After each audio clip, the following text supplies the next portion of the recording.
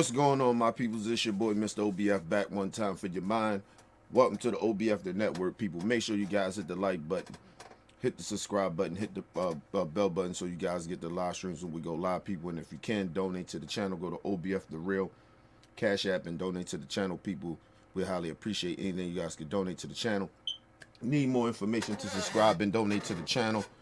It's down there strolling below the screen, people. Make sure you guys hit the like button when you come in and out of the building, and make sure you guys share the videos, man. It keeps the movement pushing. All right, man. Hope everybody having a blessed morning, man. Listen, I want to talk a little boxing early today. I was supposed to come out here early. I haven't played my fucking PlayStation in fucking so long. It's been a minute, right? And the fucking joystick is dead. So I was supposed to download the new 2K25 joint. Can't do it because the fucking remote is dead. So, and I need to buy more controls. Yeah, more controls and shit. But it is what it is. I let that bitch charge up for a couple hours or an hour or two, and then I'll go ahead and download the shit. And then I'll probably do another live stream later. Probably be my last live stream till Tuesday, people. We will be here. I will be here live Tuesday night. Hopefully no later than 8 o'clock p.m. And we gonna, the election, people. Y'all know what it's about. But yeah, so that'd be the last live stream I do. I mean, that'd be the next live stream I do after today. Tomorrow, that's my day to get my shit together, get ready for work, wash some clothes. I might even play the game a little bit tomorrow. Fuck else I gotta do. All right, yeah, that's basically it. But anyway, fuck. Hold on, man. This shit getting on my nerves. That's why I be turning my damn phone off. But anyway. But anyway, talk a little boxing, people. So, Lamont Roach is supposed to be fighting Tank Davis. We thought it was going to be in December 14th in Houston. But it looked like it's still happening in Houston. But they just changed the date to January. We don't know the date, the actual date. It's going to be on a Saturday, but we don't know the actual date for the fight. But it's going to be in January. Let me break down some shit. Because I'm getting real sick and tired of these niggas that got a bias towards Tank on this YouTube shit that's supposed to be reporting on boxing, but they give more about their fucking opinion about shit more than they be fair. You know what I mean? You can have your favorite boxers. I have no problem with that. I think that's a healthy thing to have. I mean, to do and have, right? But Blue Blood Sports is the biggest Tank Davis hater, one of the biggest Tank Davis haters out here, and he needs to stop. You need to stop, bro. You a habituous liar. You make up shit, and I put it like this. I don't think you make up shit. You put bad narratives out here, acting like you don't understand the business of boxing. And a lot of these YouTube niggas keep forgetting that. Like, you supposed to be real well-rounded in this shit. You talk about boxing 24/7. You should be much more aware of how the business of boxing works. But for some weird reason, you niggas want to pacify dudes that you give passes to, that you say, oh, Tank ain't fighting nobody. He ain't fighting this person. He ain't fighting that person. How many of your favorite fighters are fighting the motherfuckers that you actually want them to fight? All the time. They're not. But I don't get the backlash from that. I mean, I don't hear the backlash from that shit. I don't hear he's scared. Listen, it's not Tank's fault that he got that. First of all, he didn't go to Floyd. Floyd came to him and wanted to sign him on his promotional company and build Tank Davis. That's not Tank's fault. All your favorite fighters did not want to sign with Floyd Mayweather for whatever reason. Well, we know Ryan Garcia didn't want to sign with Floyd because of Oscar De La Hoya. Shakur Stevenson had a good opportunity to sign with Floyd Mayweather. He chose not to because of Jay Prince. For whatever reason, right? Devin Haney worked with Floyd Mayweather, worked in his gym with his fathers, all that shit. He was the first person, really. He decided he didn't want to sign with Floyd Mayweather. It is not Tank Davis' fault that your favorite fighters decided not to sign with Floyd Mayweather and get the opportunity that Tank got to be promoted in that way. So this whole notion that these dudes walk around, oh, Tank ain't fighting nobody like this. He say he the face of boxing. He makes more money than your favorite fighters. He sells out arenas. When you say, well, he don't put asses in the seats. Devin Haney fought Ryan Garcia. Devin Haney supposed to be the guy. He's this man, undisputed guy, right? Coming off a good fight with Regis Prograis. Go fight Ryan Garcia. That y'all kept claiming Ryan Garcia helped Tank sell that fight. He was at least half or more, a little more. Can't find out. It wasn't like that. They didn't sell nothing. You know, you wonder, why it really didn't sell that much. Number one, the promotional companies is trash. That's number one. Then number two is your favorite fighters is not as big as you think they are. But number two is Ryan Garcia just lost to one of the best fighters in boxing. It should have boosted shit up. But the thing about it, Devin Haney fought Ryan Garcia way too fast. What he should have did was allow, all right, Ryan had his tune-up to get back in the flow of winning. What Devin Haney should have did, said, look, you go fight somebody that got a name to build your shit back up, because Ryan wasn't built back up yet. He just was on ranting and doing all the crazy shit he was doing. But he still wasn't, nobody, because of the promotional companies. I keep saying this. And he should have fought somebody with a name before Devin Haney fought him. Devin Haney could have had another tune-up fight if he wanted to. Because he comes off of beating Regis Prograis that was a champion. So he could have did a tune-up and waited for Ryan to go fight a good fighter that had a name at 140 or just had a name out there that was big. And then they could have made this fight around the end of this year.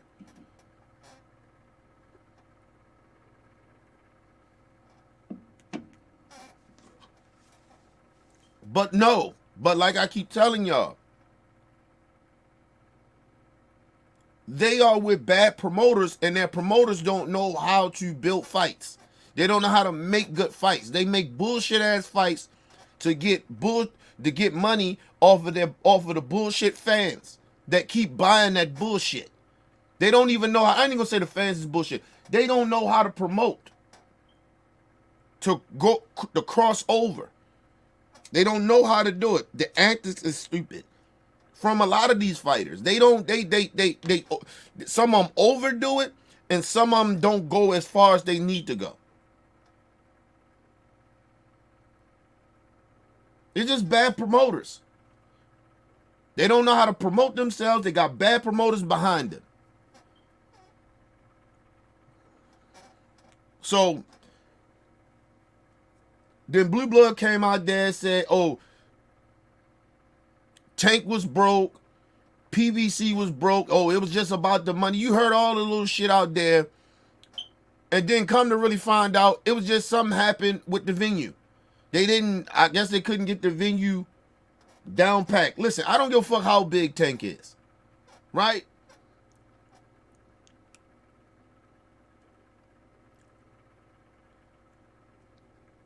If you could be the biggest star in the world, if the venue is not available, or you don't you negotiating too much with that venue, and it's business, and they saying, nah, I ain't making no money off that. They like, it depends. The negotiations could have went bad. They could have, because nobody really knows why the venue, whatever happened, or why the venue didn't get booked that day. Shit happens that way. It could have been an error in the paperwork. You never know what it is, but for Blue Blood and a whole bunch of these dudes out here that try to, the PBC is going broke. You said that shit with Showtime. Showtime was just not going to fuck with boxing for whatever reason. They weren't making no money. However, it's business. If the PBC was going broke, then Amazon wouldn't have been fucking with them. Because Amazon gonna want to make some money. They're not gonna want to go with a promotional company that's going broke and going out of business. They're not gonna do that. That don't make any fucking sense.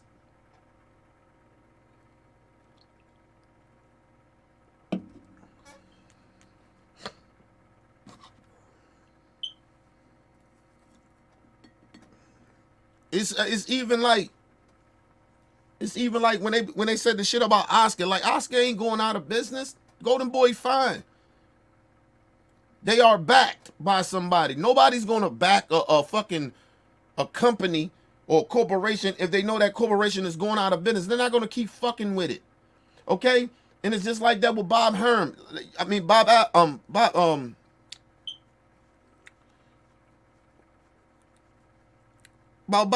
over there ESPN. Bob been around a long motherfucking time. Bob getting bread. He know what he doing. He not gonna go broke. ESPN ain't gonna keep fucking with Bob if he out there losing money like that.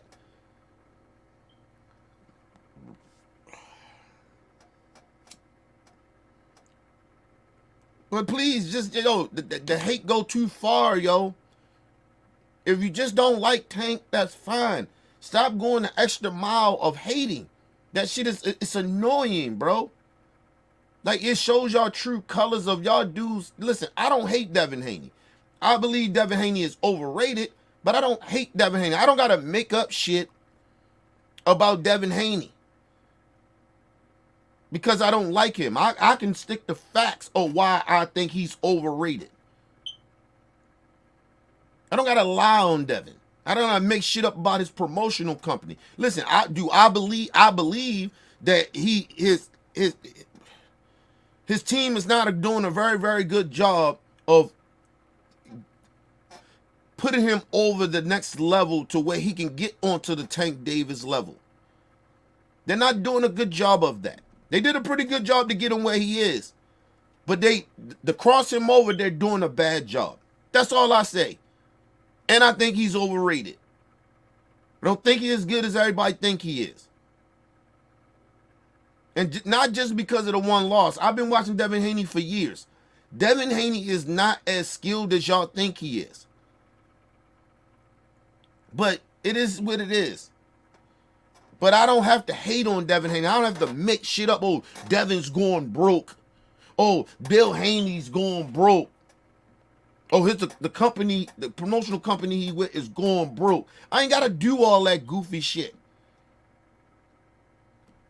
I stick to facts, nigga. But anyway, let's get into this. I just wanted to get that out there. I get sick of the Tank hate. That shit is like, you talking about, the Tank Davis fans be hating. No, yo, the Devin Haney fanboys and Shakur fanboys, y'all dudes do like ridiculous hating and doing hypocrisy shit. You don't even hold your own fighter to the same criticism.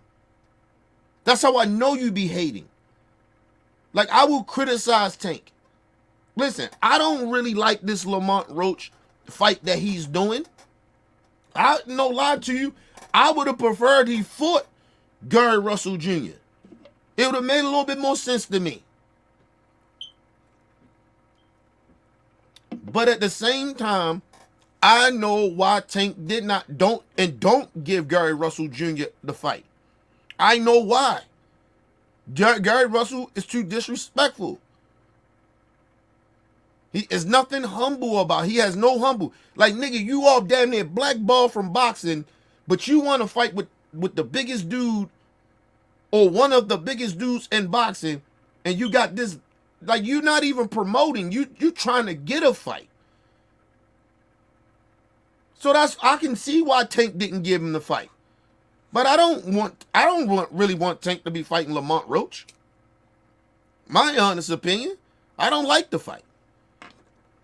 I don't have a problem with him staying active.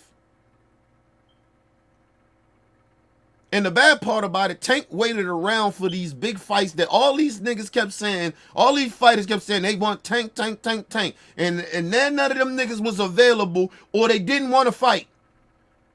So now everything flips right back on Tank. Oh, Tank, he fighting and now niggas making up shit about Shakur. Oh, Tank could have sent him an offer. He did it with Lomachenko, and he talked about he's on the other side of the street. Which Shakur was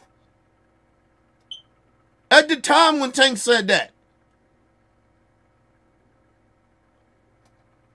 And I keep saying this. Why is the onus always on Tank? He's the cash cow. You want to fight Tank? Do what Lamont Roach just did. Do what motherfucking Ryan Garcia did. What I gotta sacrifice to get that fight, Tank? Cause you know, if you go over there fucking with Tank or Canelo, you ain't getting everything you want. You ain't, listen, you ain't getting nowhere near 50-50. You're not getting that. I don't even know why these dudes even, listen, you might get 30%. Do what Frank did. You didn't see these dudes all on the internet discussing, oh, they didn't send me the contract. Nigga, shut up. You ain't got to prove nothing to the... Nigga, if some of these dudes just shut the fuck up and say, look, Tank, let's get behind the scenes. You really want to fight Tank? I'll come over at the PBC, bro. If that makes it more comfortable for you. I'll come over there and sign a 2-fight deal. I keep asking all these Tank hater niggas, why is the onus on Tank to fight these dudes, man? Why is that we don't say, yo, y'all dudes really want to fight Tank when they are free agents? Devin Haney's around. The Devin Haney's of the world. All these dudes are free agents. Devin Haney lied, said, no, I'm going to stay at 135. He didn't stay. He moved the fuck up. You didn't say nothing about that. Well, you know, he is getting too big for the weight. All right, Tank went up, fought to be great, to fight at 140. He didn't like it. He came back down, all the way back down to 130 and fought a 130-pounder and then said, this ain't really my weight either. I'll fight at 135. That's a good weight for me. You motherfuckers act like, oh my God, well, he fought at 140 one time. He should be able to move up again.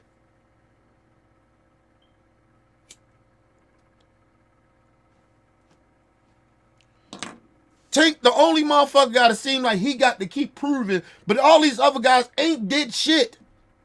The only person out of all of them that really have done something is probably Devin Haney. But they still give him all the excuses in the world. He has did, let's just go off of that, Devin Haney has did more than Tank. He still don't sell.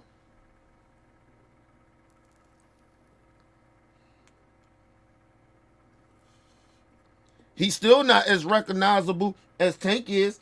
Nobody's considered him the face of boxing other than his daddy Lion. Nobody considered Devin Haney pound for pound the best. Nobody.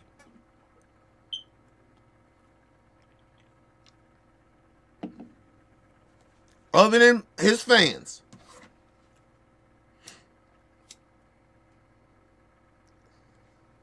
All I'm saying, hold the Devin Haneys of the world the same, hold them at the same expectations that you hold Tank.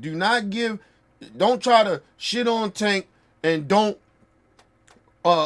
these dudes doing damn near the same thing you accusing Tank of doing, and even worse, and you don't criticize them.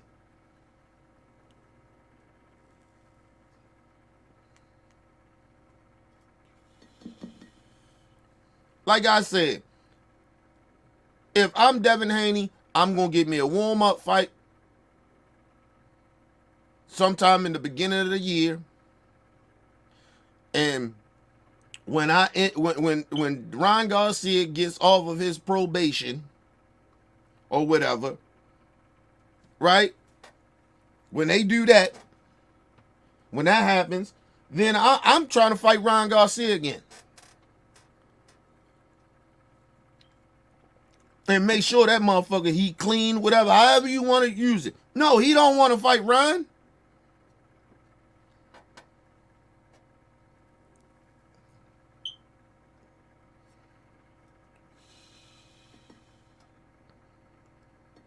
The bad part about it, these dudes, like, let's just say, all right, on record, Devin Haney ain't win nothing. I mean, Devin Haney ain't lost, right? He got his old back.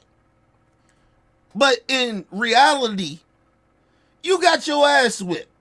Regardless of the steroid, whatever that shit is. Cheated, whatever. However you want to look at it. Get your shit back in blood.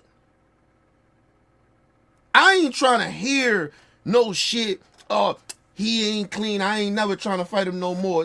That sounds like some scary shit. If you know a motherfucker cheated you, you want to get revenge. Excuse me.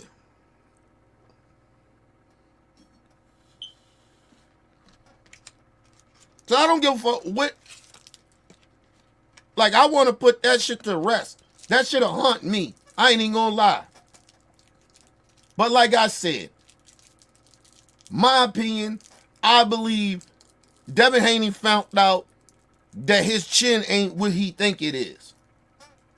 And that's why he don't want to fight Ryan Garcia. And you moved up to that weight thinking that you can go up there and do what you was doing at 135. And you got your chin rocked at 135 a couple of times. You go up there fucking with them dudes that really can hit. I told you, Devin Haney has never been in a ring with somebody that really hits that hard. They got good power, but they don't hit as hard. It's a difference with a motherfucker that hit hard than a motherfucker that got a little power. It is a difference. I believe anybody can take a fucking punch on the chin if a motherfucker hit you and you know what I mean? And he don't hit that hard. He got power, but he don't hit hard. Anybody hit you with anything, it'll hurt.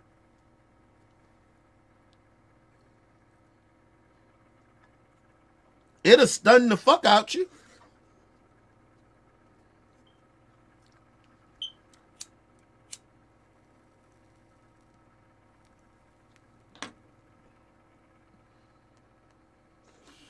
Listen, people, I've been sucker punched before. Couple of times. It didn't mean that the niggas couldn't hit hard. Maybe part of it could be I got a good chin. That's all I'm saying. But I just want the same criticism that Tank get from these people that they get to their favorite fighters. That's all I'm saying. All I see is a bunch of fucking hate. And don't bring up Shakur no more. Shakur went to go sign with a dude that he knew Tank didn't like. If he really genuinely wanted to fight Tank, he would have fought the PBC. He was a free agent. The problem is these niggas want to make easy money. It's about the bag for them. They can go fight somebody to get a little $5 million or whatever, and they ain't building they're not building their brand. They just fighting non-motherfuckers. But nobody says nothing about what Shakur's doing. Nobody's saying nothing or what even Boots are doing. Like I love Boots, but I signed with Eddie Hearn for what? You just went over there just to sign a bag, bro.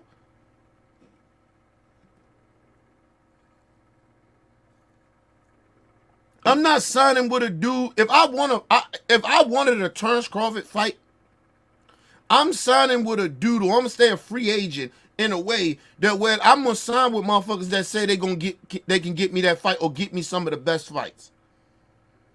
These dudes are just looking for bags.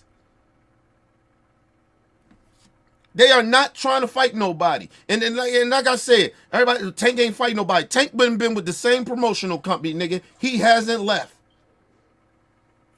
Outside of Floyd Mayweather, he always been signed to PBC. He ain't gone nowhere. He been there.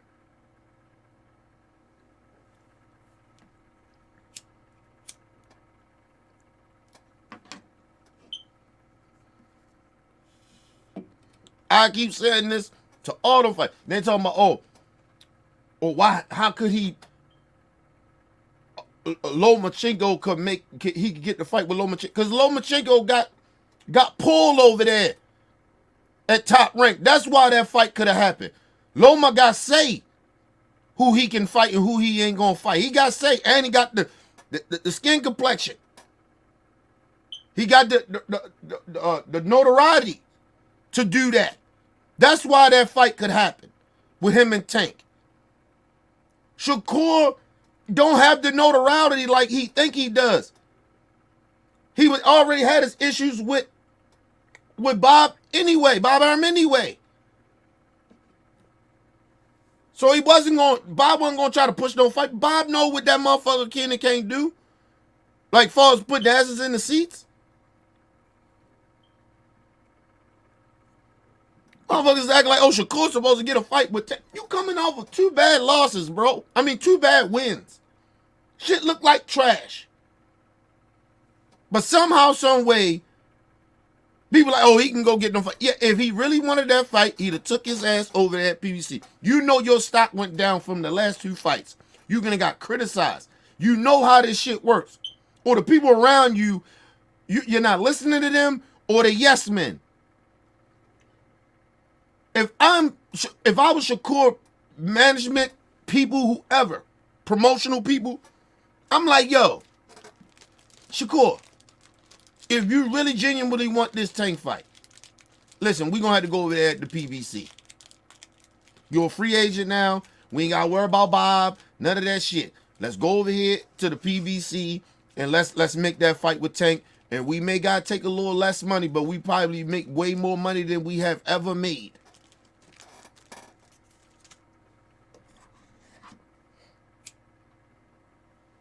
Shakur didn't do that.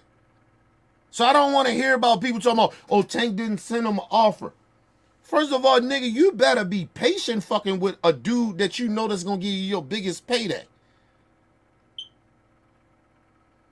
See, what Shakur fucked up, people keep on trying to put this on Tank. All Shakur had to do was not sign to nobody. All Shakur kept saying, look, I'm a free agent. I'm waiting on Tank to keep sending me the contract. I'm waiting on Tank. I want the fight. Where Tank at? Send the contract. Tank people, send the contract. These niggas keep acting like Shakur's bigger than Tank. Like, his skills is his skills. Nobody's taking away from his skills. But far as putting asses in the seats in business, he's not bigger than Tank. So you're going to have to wait around for a nigga like Canelo or wait around for a nigga like even Bud. You're going to have to wait around for a nigga like Tank. You're going to wait around for those dudes. And let's just say Earl get back, he get ready to fight and he win. Niggas going to wait around on Earl. You're not going to just tell Earl what he can and can't. Nigga, Earl is Earl. You're not on that level. Understand where you are. This is the thing I love about David Benavidez, man. That's why I'm a big fan of his. He knew. I've been chasing this dude for 3 years. He ain't want to fight me. Talking about Canelo. He didn't disrespect Canelo out of the gate. But when he seen Canelo on that bullshit, then he like, man, fuck that dude, man. He's scared of me. And it's true. I'm not waiting around. I'm going to make my own legacy. I'm going to go fight. I'm going to go try to be the big top fighter. If I got to move up, I'm going to do it.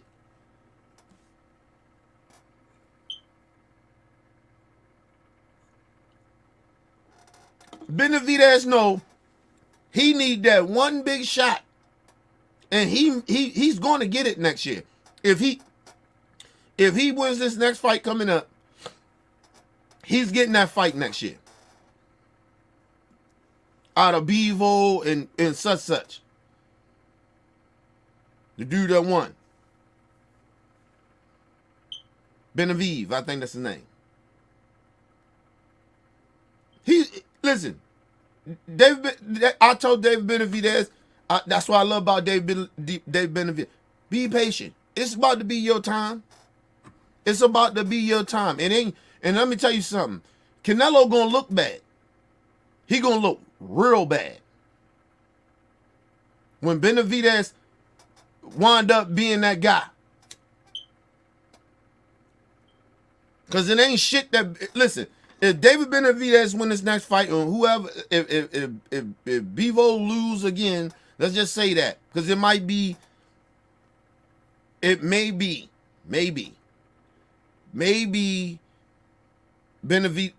Bevo wins. And they may got to do a third fight, right? So he may not get that fight till 2026.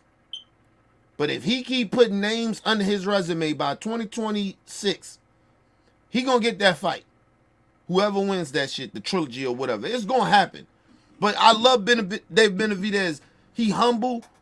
He's respectful. But if you doing some fuck shit and you out of pocket, then he'll call you out. That's what I love about Dave Benavidez. I've been said this about Dave Benavidez. I've been thinking Dave Benavidez should have went to light heavyweight. Sitting around waiting for Canelo. Canelo's scared. It is what it is. We're not gonna sit down here and we're not gonna shuck and jive with motherfucking Canelo Alvarez. Canelo Alvarez is one of the faces of boxing, or one of the pound for pound best, one of the money men. I put it like this: he ain't pound for pound, and he's not. I'm not saying he's one of the pound for pound best, but he's not one of the faces of boxing. He is one of the money men, but he's not the face.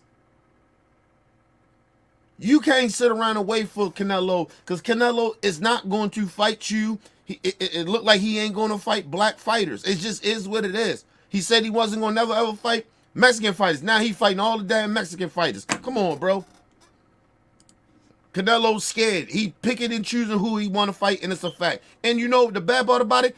He can do it. That's why I ain't that mad at it no more.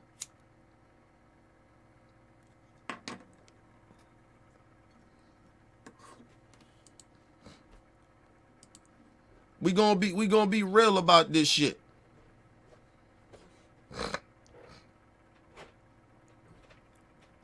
Shout out to G in the building. What up, G? He said he Tank is gonna body Roach. Listen, I don't know about that. That's why I'm gonna get into this. I'm gonna get into this shit. Because I think people is really underestimating Lamont Roach. Listen. Tank is Tank. You know I'm the biggest fan of Tank. I'm one of the Tank's biggest fans. He's from the city. You know what I mean? Come from around the same hoods I grew up in. Listen, that's my guy. Know people that know Tank. His family members. Listen, let me just say this, man. Listen, every fighter has a fighter that can expose them. And I'm not saying Lamont Roach is going to expose Tank, but it's not going to be a cakewalk. I didn't even think that Frank Martin shit wasn't a cakewalk. I was very, very scared of that fight because of simple fact Tank number one layoff, and believe it or not, to people, because you got casual fans out here, they don't really pay attention to boxing like a lot of us do. I'm not a casual boxing fan. I'm a boxing fan, and I know about the business of boxing, and I know about I know how what fighters what they should be what type of fighters motherfuckers are, right? Frank was very dangerous for Tank, very dangerous. It seems like because Tank acts of not being scared, and his persona or what he has done, people almost like kind of like, if he ain't fighting somebody like Shakur or Devin Haney or some shit like that, they like, oh, he just gonna walk through these dudes. These dudes are still pros. These ain't no pushover dudes. Lamont Roach is not a pushover, bro. I need people to understand that. He is not a pushover. Listen, Lamont Roach sound all good. I get that part. And tough and shit. Them lights is different. When you on a certain level and you've never been there on a certain level, you don't, all that shit has an effect on you. It's the Floyd Mayweather effect. I keep telling people, some fighters can get there and that shit don't fear them like that. But they make mistakes. Because people don't understand. Some of these fighters, when the analysts and people around, the pressure of that shit, the pressure of fighting somebody like a Floyd or Canelo, Tank, those guys, or even Terrence. A lot of fighters are not scared of fighters. It's not that. It's the atmosphere. The crowd can fuck you up. You can get too comfortable. Frank was very, very scary, right? In the way you can say how, but Frank boxed like I thought he was going to box. He fought just like I thought he was going to fight. I've been watching Frank for years. Frank ain't no bitch ass dude like that. Yeah, he flinched a couple times. I mean, that's just sometimes natural reaction. But and it's Tank. So nigga, you're not, you don't supposed to take, like, if listen, bro, you end up listen, I tell you gotta box smart. That's what separate Tank from the rest of the motherfuckers. Okay? If you too over aggressive with Tank, you gonna get knocked out. You seen what happened to Ron. You seen what happened to Rolly. Shit, he was gonna knock Pitbull Cruz out until he fucked his hand up. Okay? If you try to box Tank, all he gonna do is try to figure out what you're doing. You have to be on Tank level to beat him. And you have to have damn near the same skills he had. That's why, no lie to people, Frank Martin had the skills and the power that made me scared of him fighting Tank. Because I knew he could beat Tank. But he got too comfortable. And you can't do that. And he was a little fidgety. People call it a little scary, but I thought he was just fidgety. He's like, just worried, too worried, instead of fighting his fight.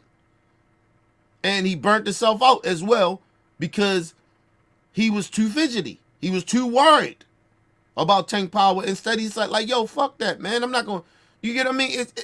The game plan was good, but it was Frank. It wasn't even his coach. His coach was telling him, nigga, what are you doing? Now, and sometimes a fighter's coach has a better game plan than another coach. And part of it, to me, I believe that's what happened with Frank. But and the Frank and Tank fight. Lamont Roach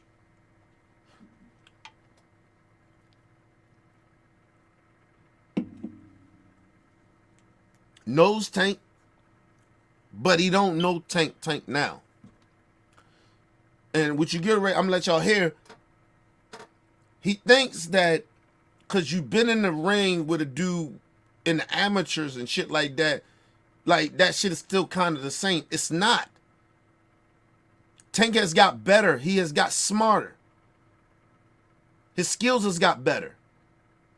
He's not the same motherfucker that you've been in the ring with when y'all was young. And that's where Lamont Roach may have fucked up at. But don't get it twisted. Lamont Roach is not scared of Tank. I don't think of course he's not underestimating Tank. He's not over crazy confident. He's where he's supposed to be. It sounds right. But I found the hole into what his mind state is. And I think he don't understand this. But anyway, let's move on.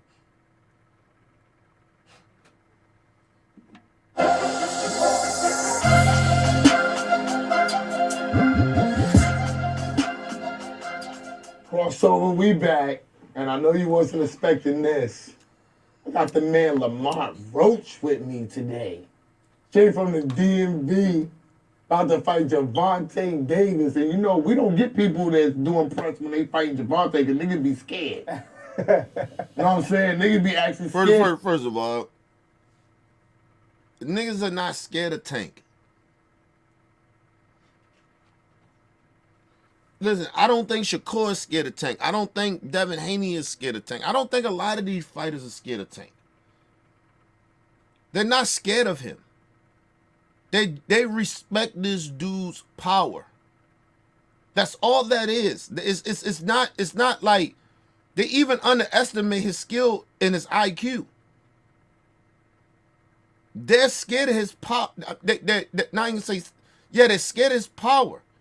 They're not scared of him. They're scared of his power. And that be the problem. And I don't think they scared of him.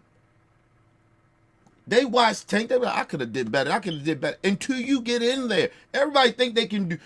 It's like a motherfucker get on the court. Like, man, I gotta fuck what's the name up on the court. Then you get in that bitch and you find out that motherfucker really like that on that court. Niggas is not scared of Tank. And I don't even think they scared of his power. They worry about it too much. And they forget that this dude, or they don't recognize that this dude has a very high IQ and can box and got skills. That's where they fuck up at. These boxers, they're not scared of Tank. They're not scared of his power. They worry about it, but they worry too much about that instead of worrying about this dude ring IQ. Tank, he wind up knocking these niggas out because he outthinks them. It's like Floyd. I keep telling these niggas, listen, false ring IQ, he's Floyd Mayweather.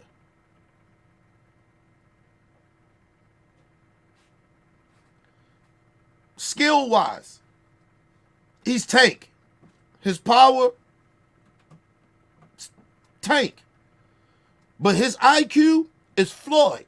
His persona, how he get treated or whatever, it's like Floyd. And niggas keep down, like the one thing you had to worry about Floyd was him outboxing you, his skills. The problem with a lot of fighters, what happens with them, they didn't understand that Floyd was outthinking you. That was all their downfall. And it's the same thing with Tank. They keep downplaying his ring IQ. And that's why they wind up getting their ass knocked out.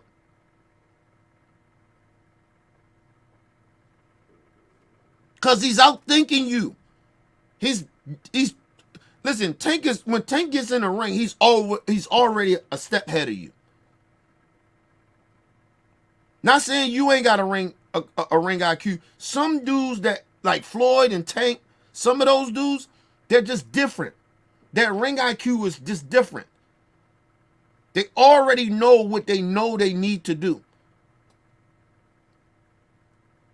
They know what they need to do, and then when they get in there, they're figuring out some shit that they knew they supposed to do, but it's something in there that may be different, because you know when you step in the ring, it's always different when you fight that fight. You can watch a motherfucker on tape all day, but until you get in that ring with him, you don't know. So that's why niggas like Floyd and Tank, they already a step ahead of you, but when they get in there and they start programming what the fuck you doing, now they 2 steps ahead of you.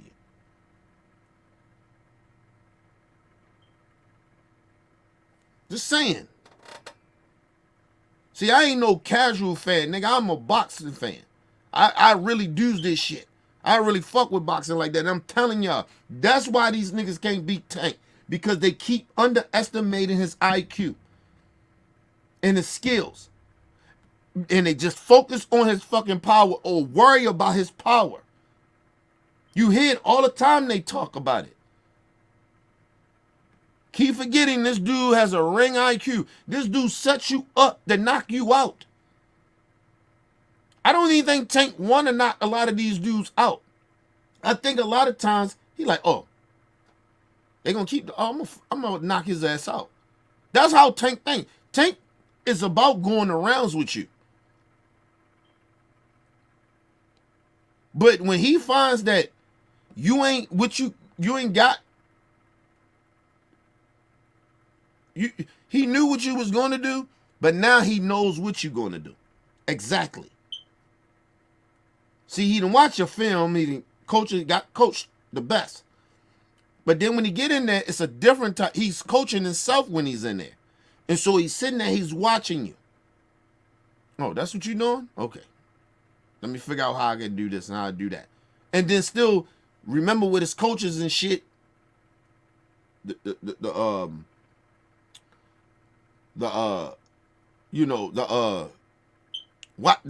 watch tapes and all that shit, all the shit they did, and then he put all that shit together, and that's why he wound up knocking these dudes out. They don't understand that, and you're gonna hear it in Lamont Roach. These niggas don't understand. Let's move on. Actually scared of the right hand, you know what I'm saying? But you came in here, walking in here, you really cool. Every nigga I see fighting Javante, when I come across them, they be all serious, they not relaxed. But you walk in here real fucking confident, my nigga. I'm supposed to be. This my job. This what I do. This what I'm going to do. This what I've been doing. It ain't nothing new. I told the boxers. First of all, 2 things about him. They say, oh, he came in there real calm. 2 things. Lamont Roach, number one, don't have nothing to lose. That's number one. 3 things. Number one, he has nothing to lose. He's going to get paid. Biggest fight is his career. He knows that. There's no reason for him to be as nervous or not to be a little calm. Right? So that's number one. Number 2, you're doing an interview. And y'all ain't really promoted that fight yet. Y'all haven't did a face-off yet. So yeah, of course he's mellow out. They haven't did anything. But on Twitter and doing interviews, they did that. They didn't do a face-off yet. They didn't do none of that shit, a press conference yet. They did none of that shit. That shit is different. I keep telling people that. So yeah. Of course he feel a little mellow or whatever. And the third thing about it, this is why I'm telling people, stop downplaying Lamont Roach. This is what I do know, because I'm from the DMV. Okay? Live all my life. Okay? Listen. DC niggas, it's an arrogance about them. And you can't understand the arrogance about them. Listen, a DC nigga will tell you that about a Baltimore nigga. A New York nigga will tell you about that about a Baltimore and a DC nigga. Shit, we would say that to New York niggas. It's an arrogance that we have. Like, just honestly. So, like, we come off, we can beat the motherfucking world. Like, we ain't really scared of shit like people think we are. So you get a nigga from New York, you get a nigga from DC or Baltimore. Niggas ain't really, like, we ain't scary niggas like that. We're just not. Like, look, you see Gary Russell Jr. Gary Russell Jr. ain't scared of Tank. I ain't never say Gary Russell. I would never ever say that. But let me tell you something. He would never ever, even if he was, he would never show that. If Tank was scared of a motherfucker, he would never ever show that. He'd tell you later, like he told you about the Ryan shit. He was like, I feared this shit. I feared that power that he had. But you would never knew that he felt that way until he told you.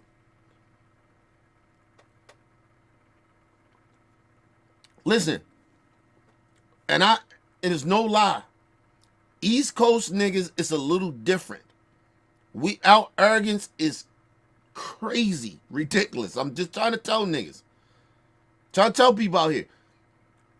Yo, our arrogance is crazy. Like, I ain't gonna say arrogance. Some of it's confidence, but some niggas are just arrogant as fuck, right? But sometimes it's a mixture of being arrogant and very confident, right? It's just in us. It's in the DNA of like East Coast niggas. Even Philly niggas are like that. Like, yo, we don't. Even if we are scared of some shit, we won't show it. It's just who we are. So, like, I'm not shocked about Lamont Roach sitting there calm. I'm not shocked about that. Like, real talk. I'm not shocked about that. Like, no. He from the DMV. Yeah. DC niggas ain't no bitch ass niggas or some shit. Now, you ask Baltimore, some Baltimore niggas be like, yeah, man, fuck them DC niggas. It be like that. And you get some niggas from DC. They know we ain't scared of them, but, you know, they said, fuck them bitch ass niggas. It just is what it is. Just being real. Virginia niggas is like that. So I'm just saying, it's a different, our personality is just very different. We just move different. Like, honestly. We're not like, I keep telling motherfuckers, we different over this way. Especially like Baltimore and DC niggas, we just different niggas. Like, and VA niggas, like, they just different niggas. Like, we move different. Our arrogance, our shit is just different. We move around, like, a lot of us do even move around nonchalant as fuck.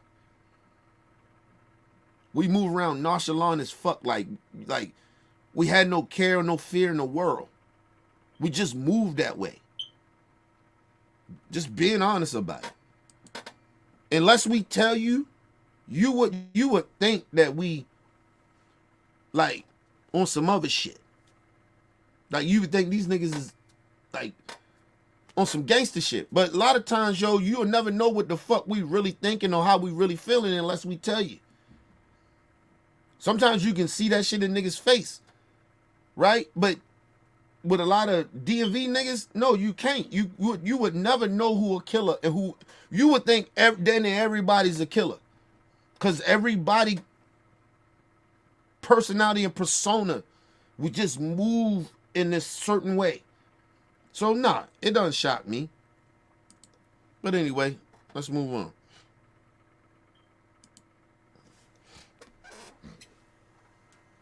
And I asked him, I said, what do y'all think about when y'all walk in that ring? And my man told me, I'm thinking about my girl seeing me get knocked out, my family, my daughter, my this. I got all these other thoughts going through my mind. I'm not going to cap. I'm not no boxer.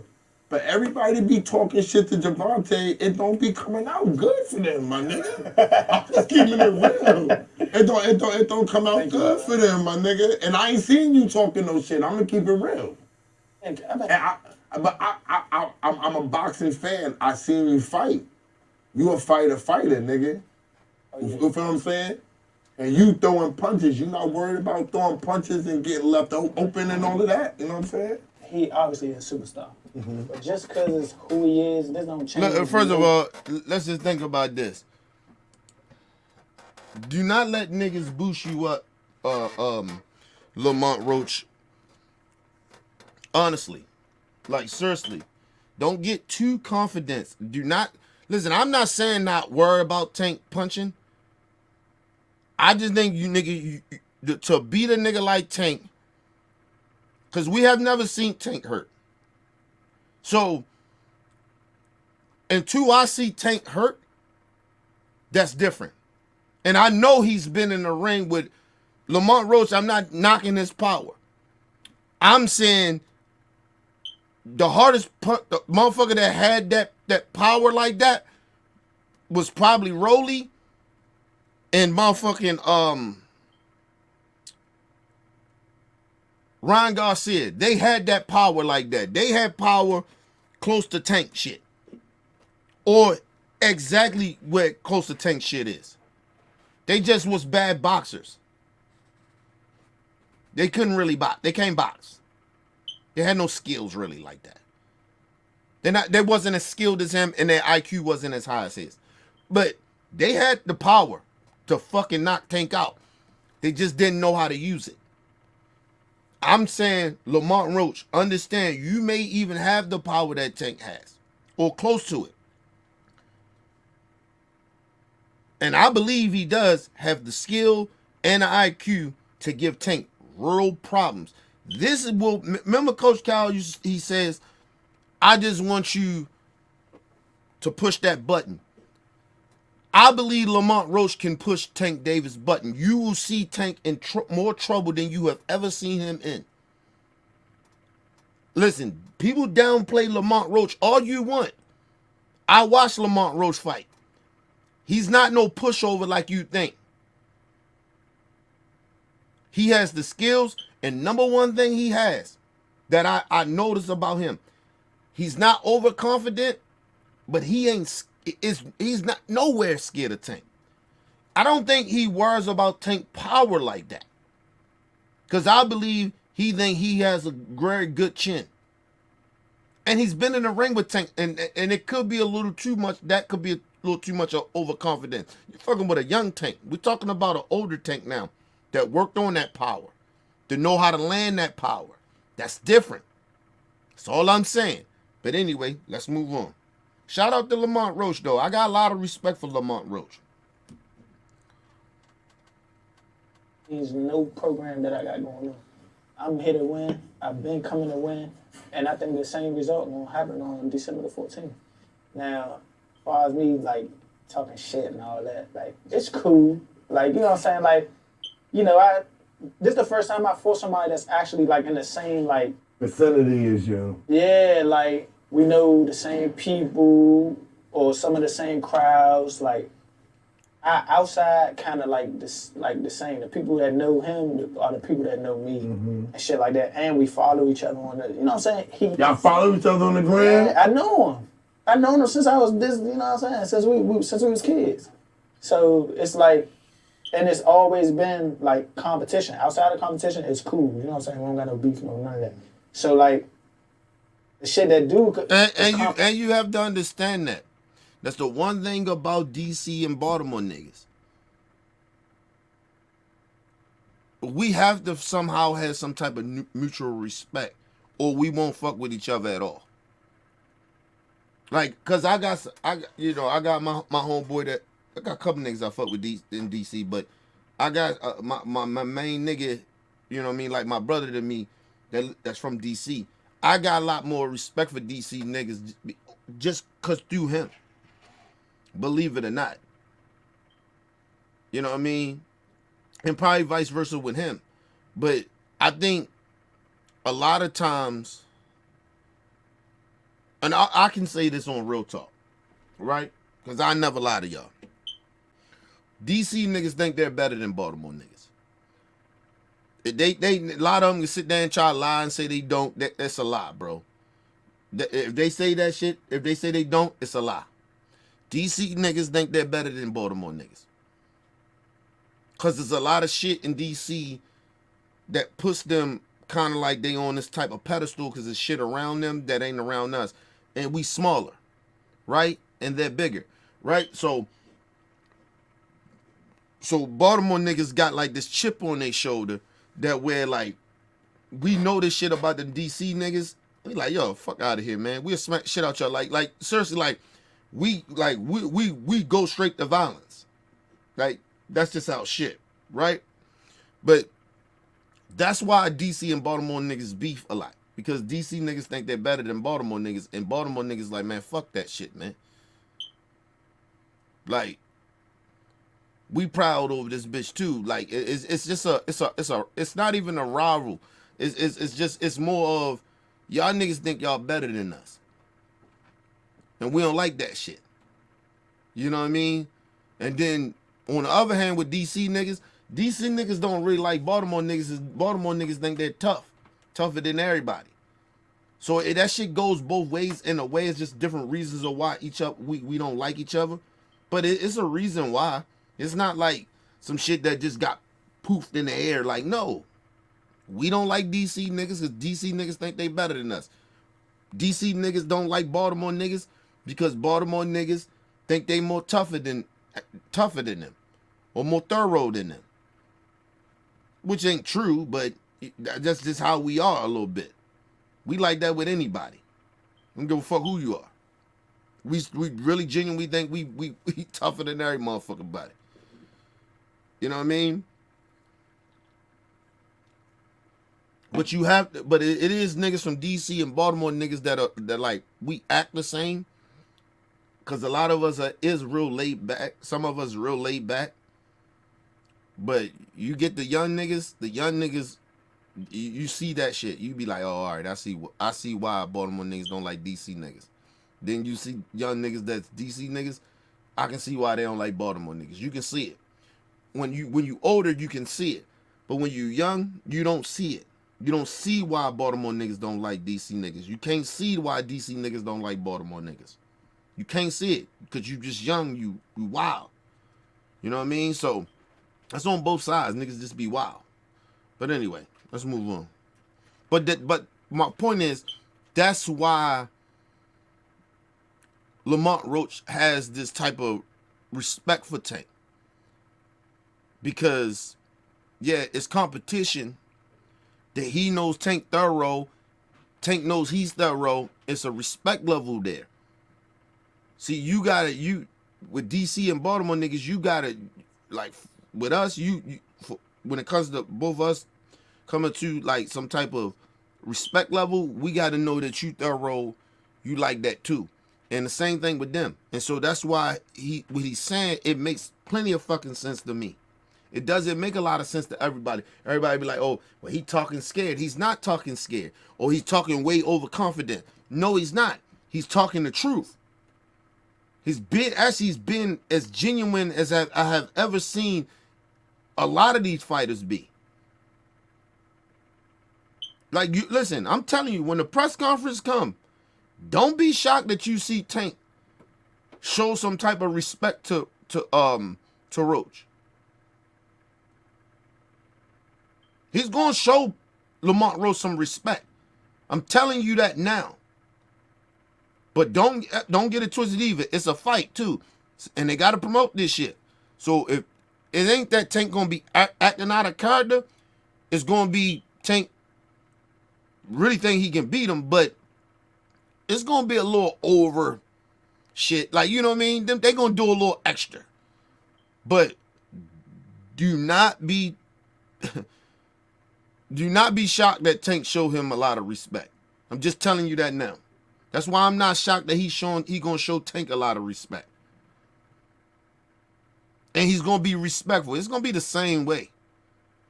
But I'm telling you something. What I know about a Baltimore nigga, I know about Tank. As soon as you come slick out the mouth, Tank gonna get on some other shit. It's just Baltimore niggas is like that. Like, I'm just telling y'all. But let's move on. It's competition. So, of course I'm going to talk shit. Who the fuck going to be sit right there and What be about like, intimidation, my nigga? Boxing is intimidation too, my nigga. Intimidation by who? Fight, nigga. Oh, man. Man, that's Two niggas got guns. That don't mean both niggas not scared. Yeah, there you go. But that's what I'm saying. You gotta know what you come with. Yo, bro. I know what Yo, you bro. come Yo, with. y'all pugilist specialists. Am I saying it right? Is that what niggas say? The pugilist specialist? Y'all niggas kill me acting like y'all not risking your life every time y'all walk in the ring now. Nah, that's a fact. That's a fact. That's the shit that kind of confuses me because y'all niggas be smiling like, yeah, I'm Yeah, gonna but fight. see, you gotta understand, these niggas been doing this shit since they was kids, right? They been in them boxing rings. They yo, this is a different. That's why you can't understand it. Like, it's something that Southpaw TV said. He said, you ain't never been in that ring before. You don't really know what that shit really like, right? That's why somebody like Lamont Roach seemed calm and like, you know what I mean? Like, them niggas, they know. It's just, this is what they do. It's like a street nigga. If you see very, very calm individuals, you be like, damn, this nigga calm and shit, man. Police around. Niggas be calm. Niggas be calm, guns put in their face. Like, niggas be calm because you have to have, yeah, you're aware of the fear, but you have to have this, fuck it, I'ma die type shit. It ain't no different from boxing. You have to have that mentality. You have to, yeah, you know, yo, yes, it's a very possibility I can die.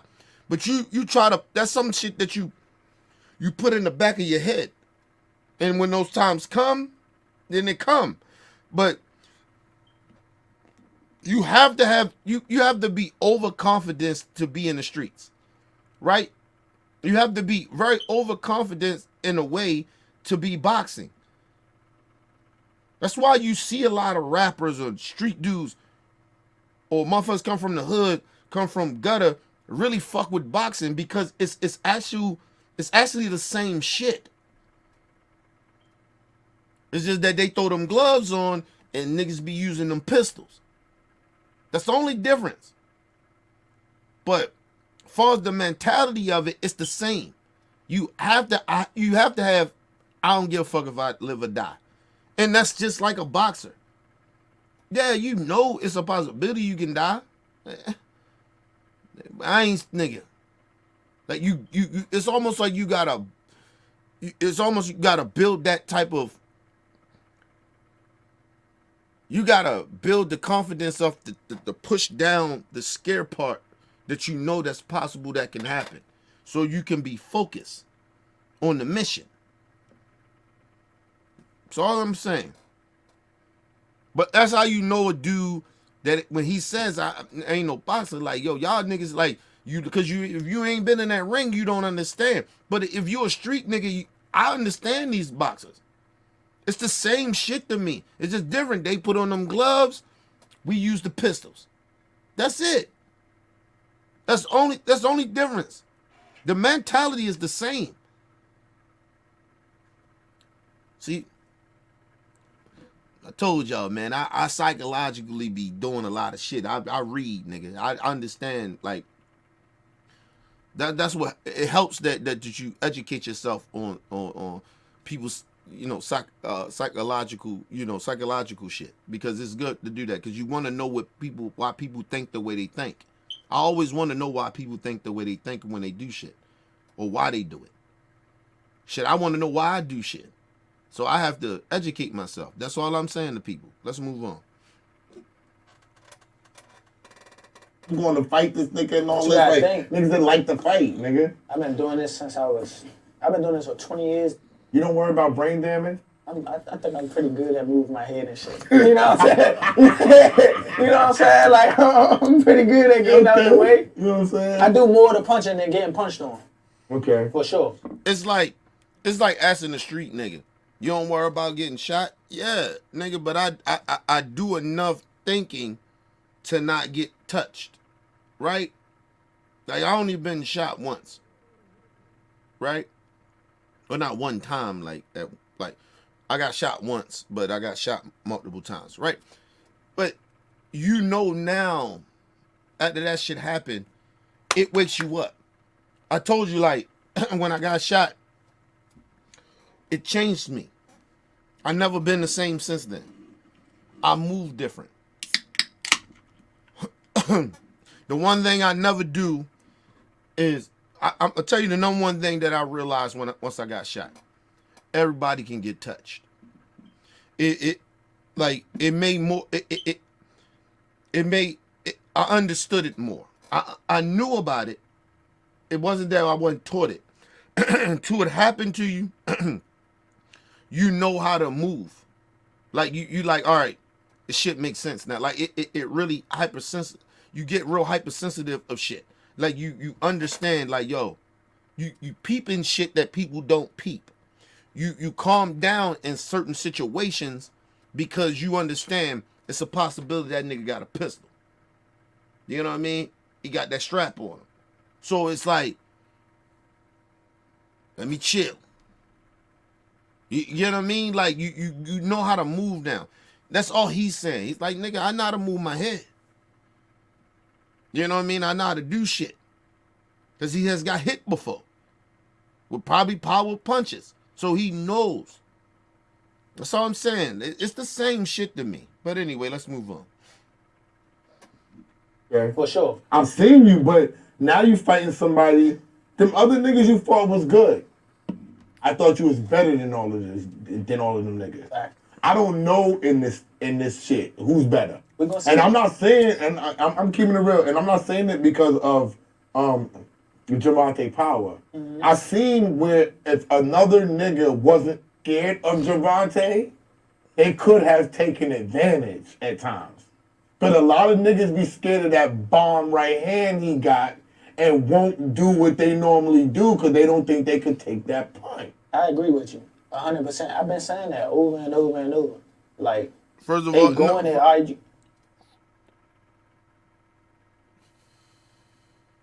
What the fuck just happened?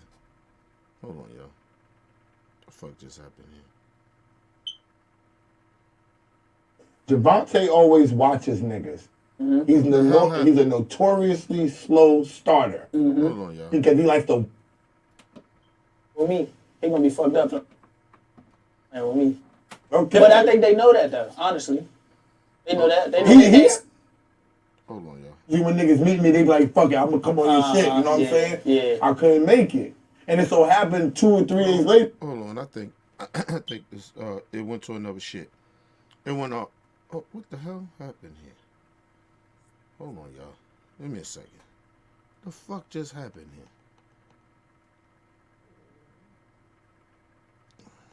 Listen, I had a lot of malfunctions and shit. Give me a second, y'all. Let me get this shit back. All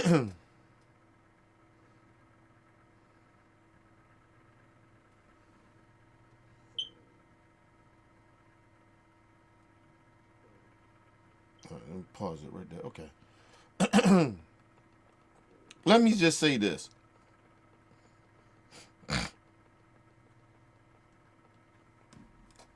This is what happened. Listen, he's not a casual fan, but he sounds like one.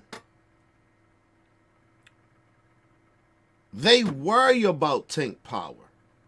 So they, instead of him saying, hey, and I think that's kind of what he's saying, but he's saying like, oh, niggas get scared of his power. And so they get out of their game plan. No, that's not what that is, bro. What it is that they downplay Tank's skills. They downplay his ring IQ. Because all you see is him knocking niggas out. See, I know boxing. I'm not saying he don't know anything about boxing, but he's damn near like a casual fan, but do watch boxing, but don't really know the full techniques of this shit. Or how a lot of this shit, how Tank set these niggas up to knock him out. Like, I don't think he really genuinely understands that. Or maybe he can't articulate it in the way that I'm saying it. But no, that's not what that is. And Lamont Roach, please do not listen to what this dude is saying. Or the way he's saying it. Do not go in there and thinking that, oh, I can take Tank Power. That is not what this is about. This is about Tank setting your ass up.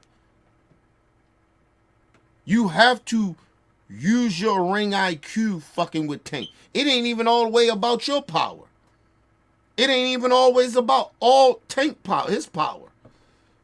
It's about this, bro. And if you ain't on the same level of Tank with this, then you in trouble. Do not let these dudes boost you up like that. Listen, I believe Lamont Roach is a very dangerous fighter for Tank. But if he is, do not go in there with this thought process, my brother. Seriously. Not like how he's trying to say it. But hold on, let's listen to Lamont. You go about your day or whatever the case you may, there's something you got to do. You worried about something. Eventually that shit gonna happen. Because you putting it out there. You putting it out there in the world. You gonna let it happen. Somebody going there worried about the left-hand Tank guy. And you trying to, they so focused on getting away from it from 12 rounds. What the fuck you got to bring to the table? Why are you in there all right, this all I got. They want to get paid. And they scared. You right. They scared. They scared. They want to get paid, nigga. Yeah, most likely, 10 times out of 10, a Tank fight is going to be somebody's biggest payday. The niggas is talking about, is this your biggest payday? That's this gonna be my what biggest niggas payday. whispered to me. They said, this is your biggest fucking payday. This gonna be my biggest payday. First of all, it is. Listen, if you're not on Tank level, I don't give a fuck who you are. It is going to be your biggest payday. So to say, oh, they just going in there for the bag. No, listen, man. See, and that's what I don't like. They disrespecting. It's like disrespecting Tank resume. Like these dudes, they just was all scared to get in there and fight Tank. Ron Garcia was not scared of Tank. Rolly Romero was not scared of Tank. Pitbull Cruz was not scared of Tank. Frank Martin, a little fidgety. You can say he maybe was a little scared. But they are not scared of, they was not scared of Tank. They wasn't scared of his power. They made crucial mistakes in the fights. These guys was not scared of Tank. Gamboa, he was not scared of Tank. These dudes was not scared of him. Mario Barrios was not scared of Tank. He was not scared of Tank. They just made crucial mistakes. This is what I mean.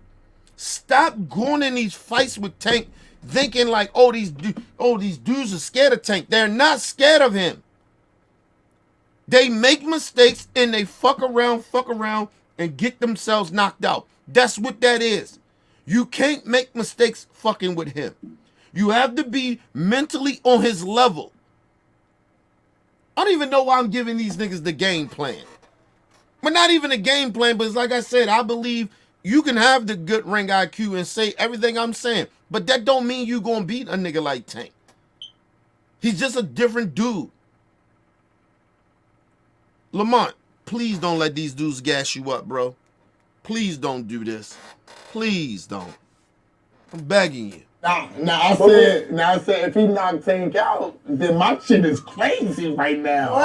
What? That whole I'm promoting every fight. I'm a good luck charm, you heard me? Hey, that whole spectrum flip. You hear me? That whole spectrum flip. There's a rematch. Then you the star. What?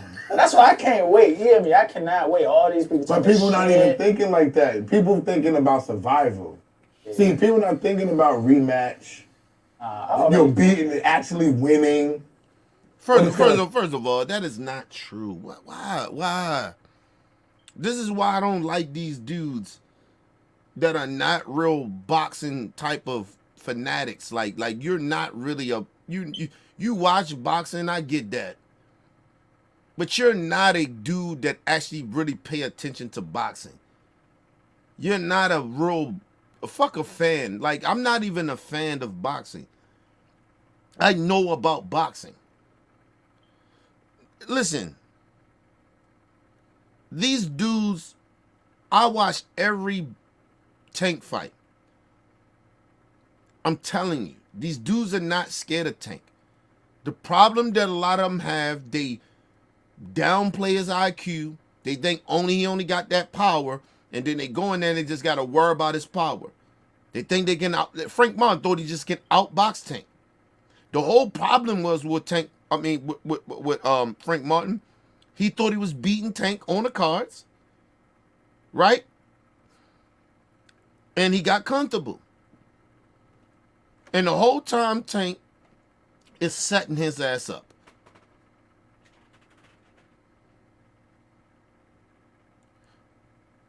It's not about a fear thing. They do not fear Tank. His last 6 opponents that he has had, they did not fear Tank. They respected his power, but they was not scared of him. Ryan Garcia was not scared of Tank Davis, man.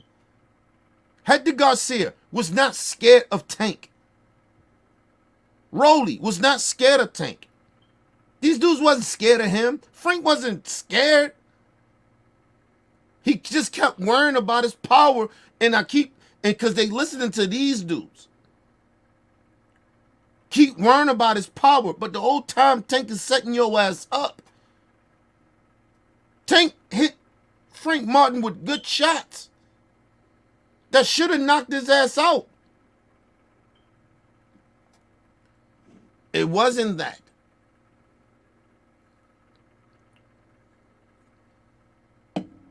Tank outthought them.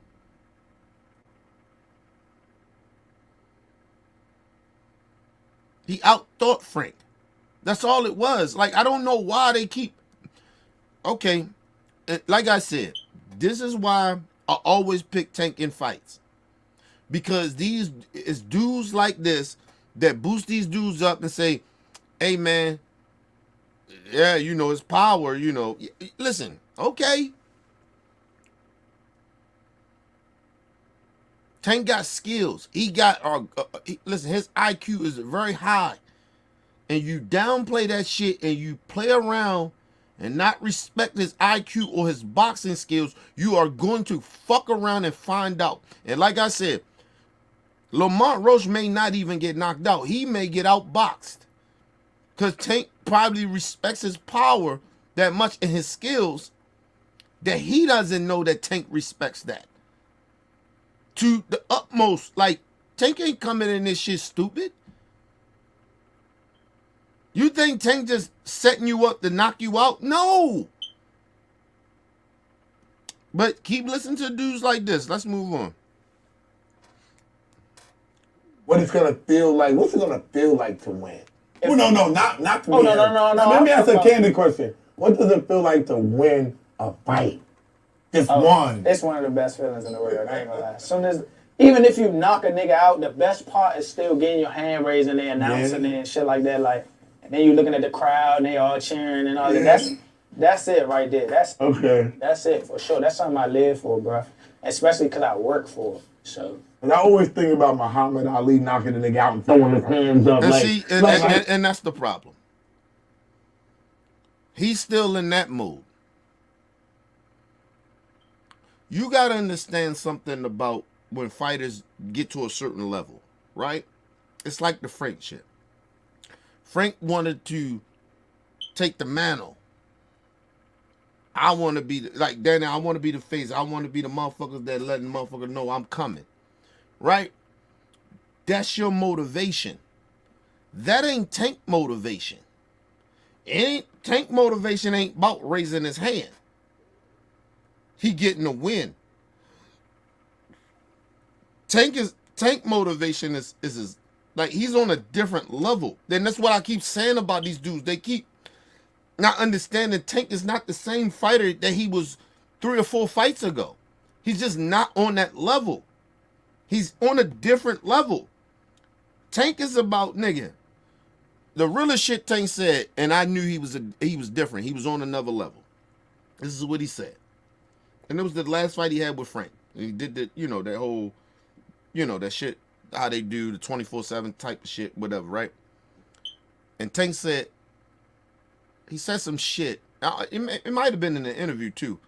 He said, listen, man, it was after the Tank fight. I mean, it was after the Frank fight. And he said, man, listen, I don't even like doing this shit no more. I don't even like doing it. Like, I don't even like feeling the way I feel, that where I gotta worry about somebody hurting me or I gotta hurt them. That's a different level thinking nigga. He's not even on your level. When a nigga, when a boxer is talking like that, that means he's on a certain type of level and mission. Your mission is trying to get where he is. Yes, it is dangerous for that fighter. It's dangerous for the fighter you're trying to beat. But he's trying to protect something. He's trying to leave that shit. Tank mind is somewhere different. And they don't really genuinely understand that. Tank has a purpose. It's a reason why he's doing shit. These dudes are getting in the ring to try to prove themselves. Tank don't feel like he got to prove himself. Tank like, I mean, I'm not saying he don't think he got to prove himself, but that's not high on his list of what he need to be doing. Tank like, listen, I'm trying to make sure my kids, he got kids and shit. I'm trying to make sure my kids is good. You know what I mean? I'm trying to lead a sport without no damage. Shit like that. Tank ain't even worrying about legacy in the way that y'all think he is. I keep telling motherfuckers, y'all listen. Listen, number one, I know people that know Tank, but I'm just saying, like, listen. Tank set this deal up so he can retire. Tank is trying to retire around 33 years old, 34 years old. He's not trying to be in boxing long. He said this shit years ago. He understands the game. These niggas not understanding the game. These niggas are at they're at a certain point. They didn't reach it. And Tank is at a certain place that he got put in the position the way he is, but he worked hard to get there. But these dudes is trying to work hard to get to where Tank is. He's already there. Tank is just trying to protect it and retire. He's not in the mode of trying to prove so much like he was in the beginning. It's different for him. And like I always keep telling y'all, kids change you. Kids change you. Especially like niggas from Baltimore, like kids change you in a way. Like we grew up, we kind of grew up real selfish. But when you have kids, shit change.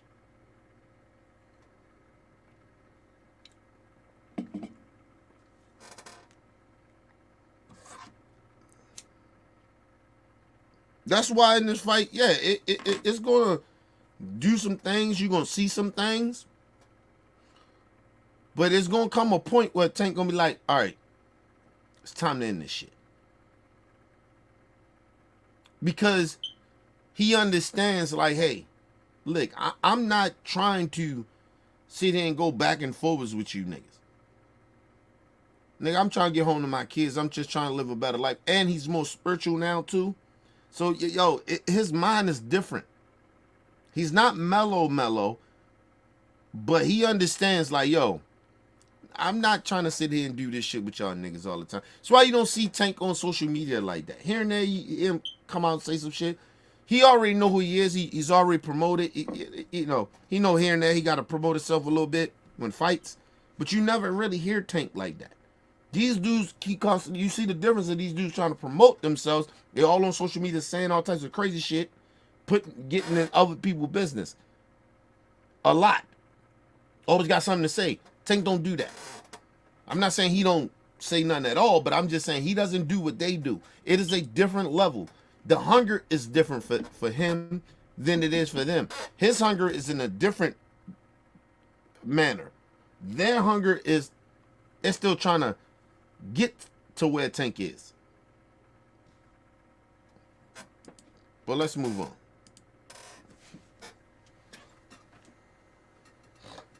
Like, shit be oh, when I cold. watch that shit, I'll be like, Sugar Ray what Leonard is used to do that that feeling? What is that feeling like, yo, my God, to just dominate and know you the best at that one moment, and nigga most likely was talking shit to you. Man, that shit is a great feeling. And that's how I'm going to feel December 14th. I can't wait, bro. I cannot wait. But it's a Baltimore dude against a DC dude, which is very rare. Y'all are close in proximity. Where y'all fighting at? We're fighting in Houston. Don't ask me. Please, don't ask me. I ain't had nothing to do with it. Right in Houston, Texas. Look. Okay. Let's say I went to Morgan State. So I know. Oh, you close. I know how, y'all act like y'all cool, but y'all not really cool like that. You know what I'm saying? Like, I already know what time it is, so I already know it's gonna be fights in the stands. I already know. So look. I already know it's fights in the stands, bro. Now that you say that, First of all, I'm gonna say this to Baltimore and DC niggas. It better not be no motherfucking fights in the stands, especially in another state. You niggas better not go out there acting a fucking fool like Gary Russell and them did with Philly niggas, because niggas keep acting like it's just Baltimore niggas that Baltimore niggas that don't like DC niggas. No, it's Philly niggas that don't like DC niggas too, and it's vice versa. DC niggas don't like Philly niggas. Like, stop it. Philly is a part of that too. It's just a little different with Philly, right? Baltimore niggas actually really fuck with Philly niggas more than DC niggas fuck with Philly niggas. Believe it or not. And DC niggas really actually fuck with more Virginia niggas than we fuck with Virginia niggas. Right? But it's a little weird with that. But I don't want to see no Baltimore niggas and DC niggas fighting in the stands. I don't want to see that shit. It'll be an embarrassment. That shit was embarrassing when Meek Mills and Gary Russell and them was doing that bullshit. Like, that shit is embarrassing, bro.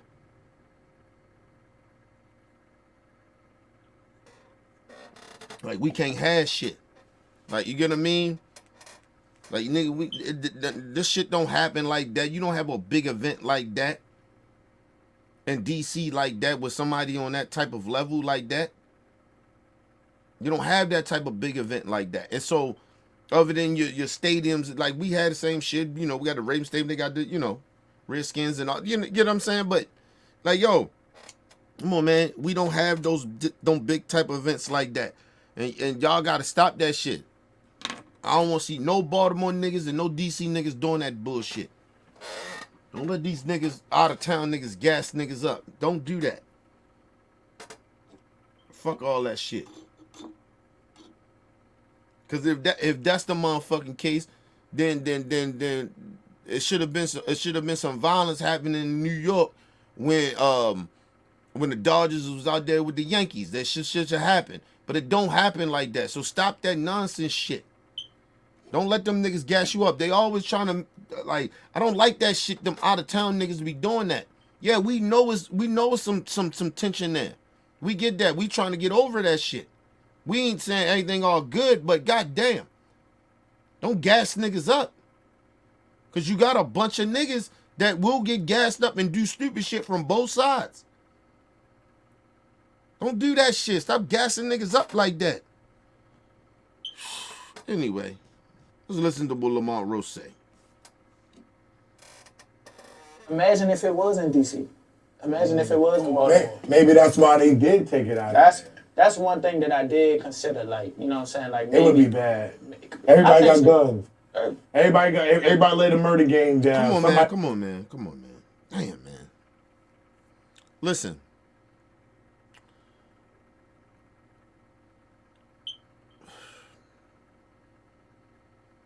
I said that they should have, the security should be very, very, like, this shit should be very, security wise. And that could be one of the real reasons why that they didn't put that shit in DC or Baltimore. Cause don't get it twisted. If Tank come here and that fight would have happened here, that shit would have been the biggest shit in DC, Baltimore, and Virginia. It'd be big. We don't have to go to Houston to do this fight. We don't have to do that. But like I said, in Maryland, the only way that wherever it will be, it would have to, it'd be indoor shit, right? So I don't know. It could be me and I could be wrong. I just don't know any indoor big shit, right? So it could be like a Vegas type shit where the ticket prices be high. So that could be part of it. But if it was like the summertime or some shit like that, yeah, you can do that shit at the Ravens Stadium and sold the whole fucking Ravens Stadium out. Facts. Oriole Stadium. You can do either one of them bitches and sell it out. These are facts. Now, DC, you can do it in DC, but you they're not wrong, but listen, you will have to have mass security, but it'd be stupid for Baltimore and DC niggas to do stupid shit like that. And like I told you, that you see how he's gaslighting this shit, right? It always be out of town niggas doing that shit. Cause Baltimore and DC niggas got to get along way more better than right now than in my generation. It's not the same. But you see how these old ass niggas from out of state, like this nigga, and no disrespect to him, but nigga, you ain't from Baltimore or DC, bro. Stop gaslighting that shit. It's not the same. Even from his generation that he probably grew up in my generation. Like, stop. It's not the same, bro. And don't put these little young niggas in that situation. This whole point, we got the whole DMV shit. Stop gaslighting that shit.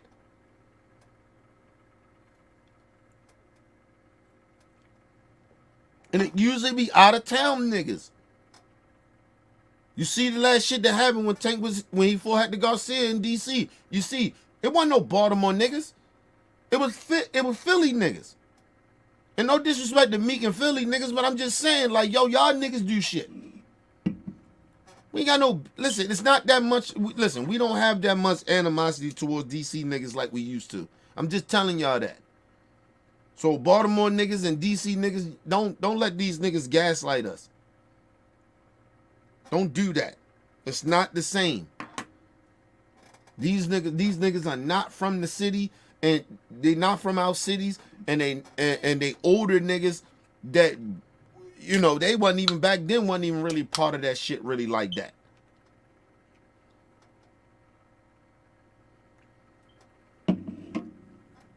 You gotta understand, New York niggas, let me just put y'all on some real shit. And there's no disrespect to niggas from New York. Because I got a lot of love for niggas from New York. Right? My wife is from New York. Right? Listen. A lot of you New York niggas was scared to come down to DC and Baltimore like that. Like, seriously, stop. Like, y'all ain't not really like on that type of level like that. Yeah, I'm not saying ain't no real gangster shit don't happen in New York. I'm just saying like New York niggas wasn't trying to come down to Baltimore and DC like that. They knew better. You get a crazy nigga like Elpo, yeah, he'll come. Certain type of niggas will come. But a lot of you regular Negroes, y'all niggas was not coming to Baltimore or DC like that. You just wasn't. Back in the 80s or the 90s. You just wasn't. So stop it. Stop trying to gaslight DC and Baltimore niggas. Stop doing that shit. You niggas was scared to come down here.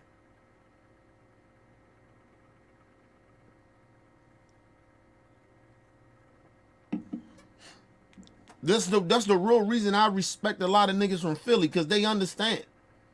We don't gaslight that shit. We know. Listen, I know it's more tension with DC niggas and Philly niggas than it is with Baltimore and Philly niggas. But I don't be gaslighting that shit. Baltimore niggas don't gaslight that.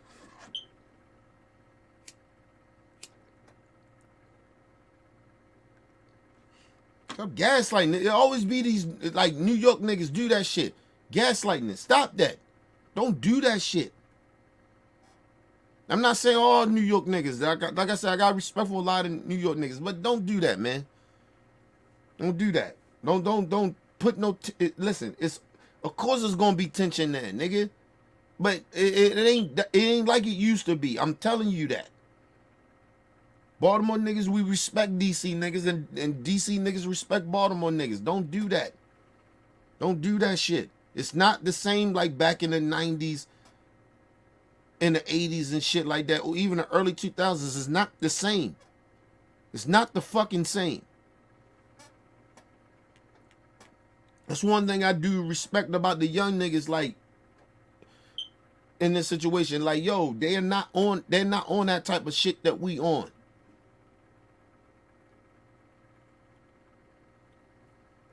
Nigga, they make money out there in DC. DC niggas make money here. Like, we collabo, especially on that rap shit. Like, stop. Don't bring no tension that ain't there no more. Don't bring up that old shit that where I come from at. It's not the same. DC and Baltimore niggas are not the same as in my generation. They're not. These young niggas are on some different type of shit. Don't try to fuck they shit up. And then you got some out of town niggas that do that. Yeah, it's always gonna be tension with DC and Baltimore niggas. We know that. But it ain't the same. It's not the same, bro. And he too old to be doing that shit. No, nigga, yes. He's not totally wrong in line.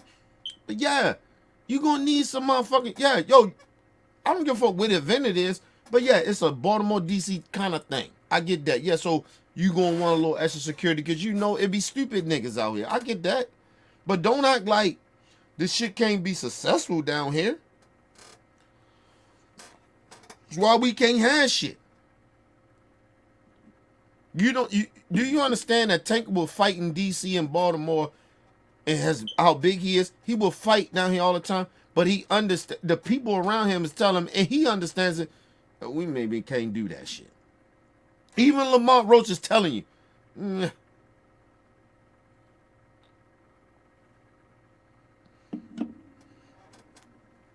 I'd have did it anyway to get my people from DC and Baltimore niggas a chance to kind of see if we can do it. We had that one little incident, but that wasn't Baltimore and DC. That was Baltimore and Philly niggas. That wasn't us. You know what I mean? I ain't saying don't put a little extra security there, but just saying. I believe we can respect each other and still support the motherfucker that we want to support and ride with it, talk out shit, and leave it as that. As long as niggas don't get disrespected. There'll always be some ignorant niggas that I always tell niggas, if you the leader of your clique, nigga, tell niggas, hey, man, chill the fuck out, man. Hey, watch your mouth, bro. You know what I mean? Because somebody going to win and lose. You got to be prepared if you win or lose. You ain't going to win everything, nigga. But anyway, let's move on. Somebody gonna get shot. Hold on, my bad. Shout out to my brother Bell in the building. My brother Bell in the building. What up, brother Bell? Good morning to you too, bro.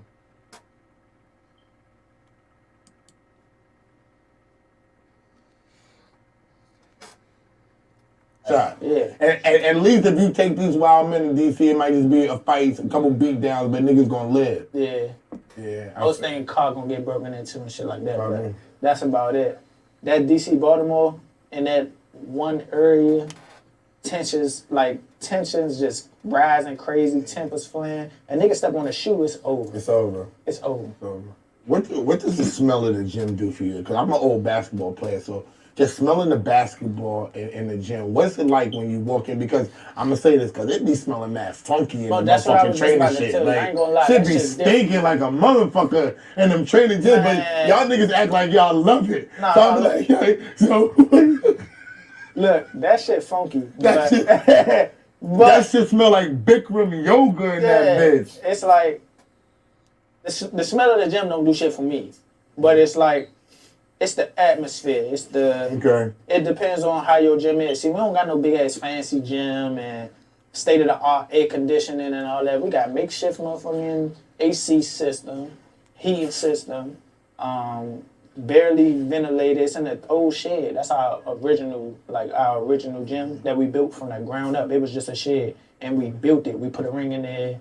We cleaned it up. We cleaned it all out. It was like junk. How much it cost to build the ring? Rings probably like so we didn't build the ring. We had a ring that Got put in there? yeah, they got put in there. And you know, but we got 2 rings in there, and we bought another ring, put it up and stuff like that, and just cleaned it up nice. But you know, it's home. I'm about to do boxing tomorrow. I'm Yeah. going to Philly. Oh yeah. I'm boxing with a trainer called KO is his name. He trains a lot of people in Who you Philly. train? I don't know their names because they introduced me to him, but I trained with him one day. But he trains everybody in Philly knows KO. Okay. And Cosmic Cav got me going down there with Gilly. It's gonna be Yeah. me, Cosmic Cav, That's gonna be funny. Gilly, Heineken, and I got Space Ghost going to tape it. We going down there. Cause I've been trying to like get into training just to stay in shape. Cause niggas be coming at me real crazy cause I talk shit on this camera. Oh, yeah. So I want to be able to pack a nigga up if Yeah, I for have sure. to. You know what I'm saying? For sure. Cause I carry my mace and my brass knuckles and my little jiggers. You know what I'm saying? But I want to be able to just like I don't need none of that. I'm just pack this nigga up with technique. A couple of First of all, listen, you an older nigga like that, right? That's not how society works. And you should know better than that. You're older nigga. You older than that nigga you talking to. And see, this is the problem with old niggas. Niggas don't respect being old. And understand you gotta move on some old shit. Right? You gotta move like, yo, I'm not saying there's anything wrong with staying in shape and shit like that, but niggas ain't playing like that. They ain't playing about knocking niggas out like that. Like it's the skills. I'm not saying not to stay in shape. Everybody should stay in shape. But these niggas don't play by the same rules. And it's not just a generational thing. This is the times that we in. Don't play by the same rules. You got these old ass white dudes that don't want to fight. Or you got some white dudes big as fuck, in shape. They'll shoot you before they fight you. So, dude, stop. Like, that's. Listen, I get it, what he's saying, and it's okay. Not knocking it. I'm just saying, like, there's people trying to touch you. Nigga, listen. You got had a hammer on you. That had a hammer on you. You gotta pour that pipe out on the nigga. Like seriously, like I don't understand why we keep pretending that we live back in the day. We don't live there. I move with the times, nigga. I know what the fuck is going on. These niggas ain't playing with just roughing a nigga up or throwing hands. No, motherfuckers pull out guns. And it don't matter what generation it is. People are infatuated with guns. A lot of people are scary motherfuckers. It don't matter how big they are. They'll pull that pipe out on you and shoot you.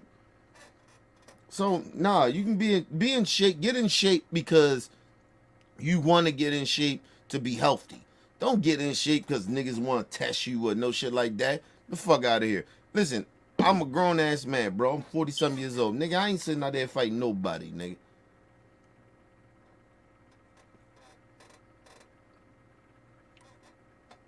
I'm gonna pull that pipe out and I'm gonna blast your ass. And I don't pull guns out to scare them motherfuckers. I come from a generation, I don't pull pipes out or pull guns out on motherfuckers to scare people. No, I pull if I gotta pull my gun out on you, I'ma shoot you. The consequences, whatever. Cause with it, nigga, I come from a different generation. But I live in the times, but like I said, I don't pull my pipe out unless I'm gonna shoot you.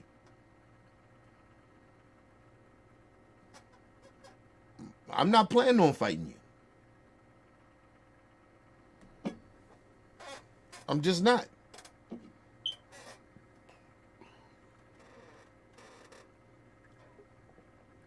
Just that's what it is.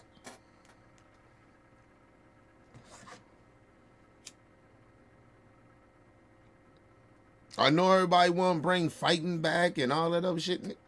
These the times we in, nobody want to fight no more, bro. Nobody want to fight. You know that shit, the MMA fighters and shit. Like I said, the MMA fighters and boxers, they can't street fight. They'll get their ass whipped. Because anything goes on a street fight, that means you can get shot in a street fight.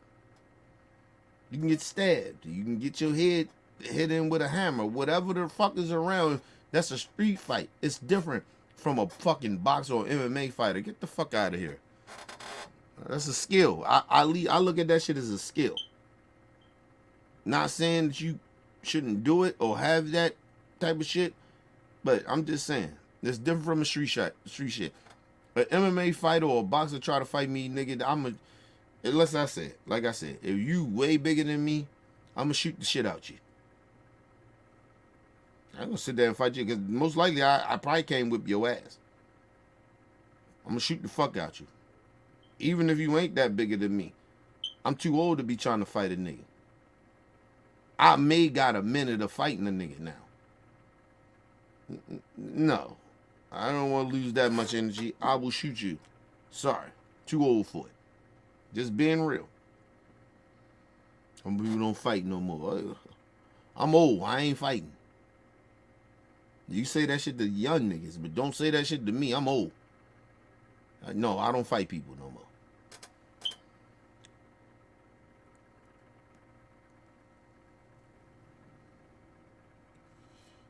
Listen, I done put hands and feet on motherfuckers, and motherfuckers done put hands and feet on me back in the day.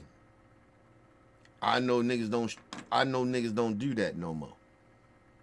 Niggas pour them pipes out.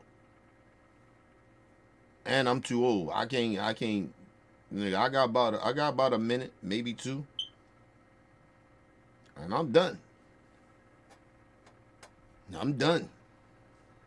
At a minute or two, we might rumble for about a minute or two. I might kick your ass for like a minute or two. You might kick my ass, whatever it go.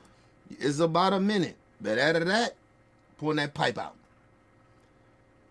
And you better hope I can't get to it, because I'll probably shoot your ass before we even fight. I didn't fuck about that shit.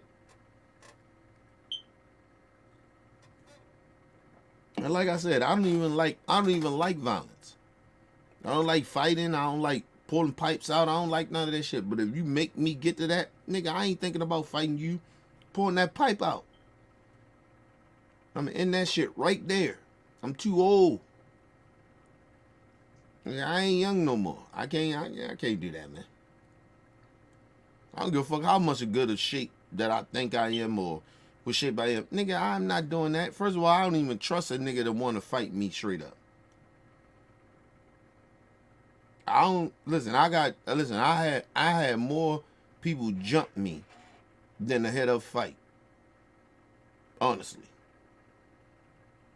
Or a nigga was so bigger than me, he thought he was gonna bully me and try to beat me, and then I want to whip in his ass, but it's just the point. Like, you got shit like that. Nah, nigga, I ain't got time for that. That's when I was young. I ain't doing that shit now. Like, I'm a buck 80, buck 90. Nigga, I'm not doing that.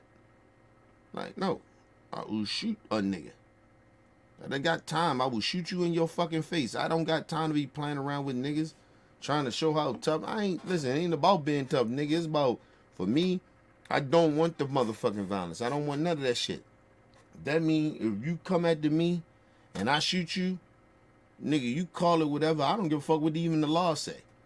You fuck with me and you come at me wrong, I'm gonna shoot you in your fucking face. I don't got time to play with people like that. I don't even give a fuck about the law in that way. You put your hands on me any way like that. Well, I feel that you trying to do some shit. Listen, man.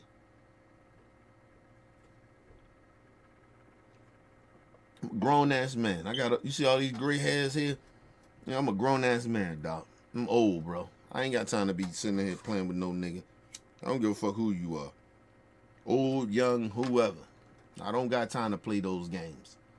Go learn MMA. You learn all that shit you want. But like I said, I'm going to put a hot one in your ass. You play with me. I ain't got time for that shit. I ain't even on your level of thinking.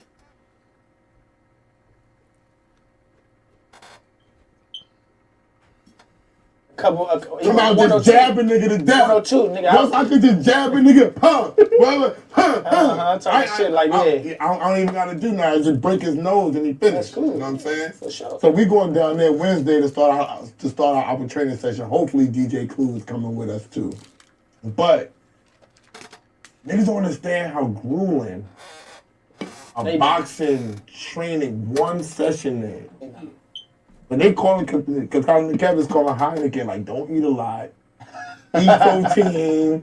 Be prepared to work out. Nobody's going to be in the gym. Nobody's going to be in the gym with us, so it's just us. So no matter how bad niggas look, I bought white gloves. They say, who buys white gloves? I bought white gloves. I don't give a fuck. You know what I'm saying? They going to get dirty. But we starting to train. You know what I'm saying? So we entering into the boxing shit. What's the most grueling thing I need to worry about? Is it the big bag? Is it the joint when you doing like this? Is it what is the most grueling part of training for boxing? The most grueling part of training about boxing is keep going. That's the most grueling part. You gotta think it's always something next until you finish. It's always something you gotta be able to push yourself. You can hit the bag, but niggas ain't used to hitting the bag for 3 minutes.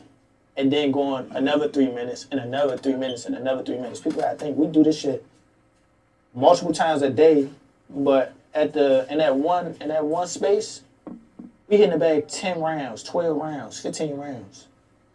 People would come Wednesday, you going up there, you gonna see that 3 minutes ain't that. Don't point at me like that. Don't point at me like that. That 3 minutes. That's what I be saying about people with that boxing shit. Right? Those dudes been doing that shit since they was kids. Right? So they got it's like a routine for them. It's like it's in their head. Listen, I'm not saying that you shouldn't get into that form of I look at shit, listen, when I work, I do a lot of walking, a lot of lifting. I look at that shit as exercise. Right? I never look at that shit as fully work. Right? I understand that that's some shit that can get me in shape. Right? But you're talking about some shit like boxing. Yo, that shit is different. Like he was saying, like 3 minutes, like nigga, or you do 3 minutes. A lot of motherfuckers can't even do 3 minutes of just throwing hands. Shit, I know I can't.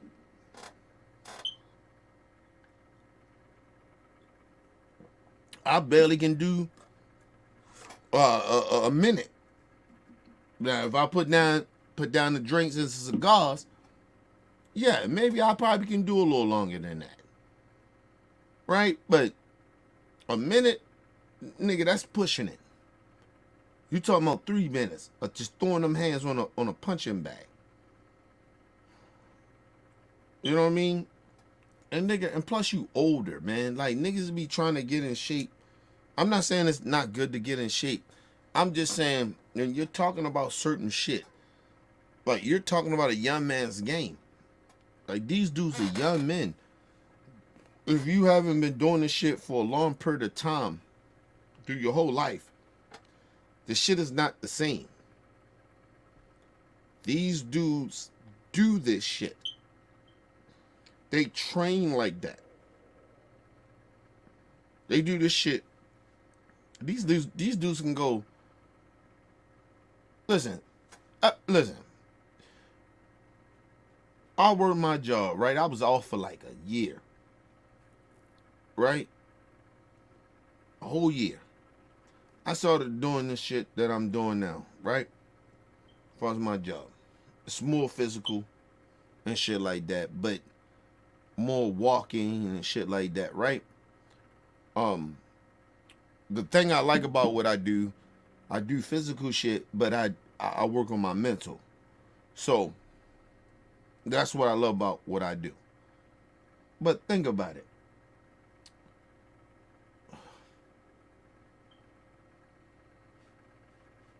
When I did that shit, I was off for a whole year, bro. And I'm 40-something years old. Man, that shit fucked me up for a whole year. I ain't been right physically since then. Because I did shit for 10 years that was not nowhere compared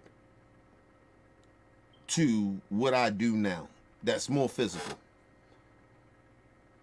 More physical. And then I took a whole year off. Sitting around, for a whole year, drinking my beer, smoking my cigars and shit. Like, nigga. The thing what helped me was I had motivation. Right? I was motivated and I had a hustle. Like, so that helped me. But, yo, that shit still fuck me up physically. Shit, I still get them shit. Nigga, listen, think about it. I'm older now. Nigga, I'm ordering right now. Matter of fact, I could go to Says to order this shit. Nigga, I gotta order a ankle brace. I ain't never had to do that shit ever in my life. Ever. Now I gotta put ankle braces on to support my ankles.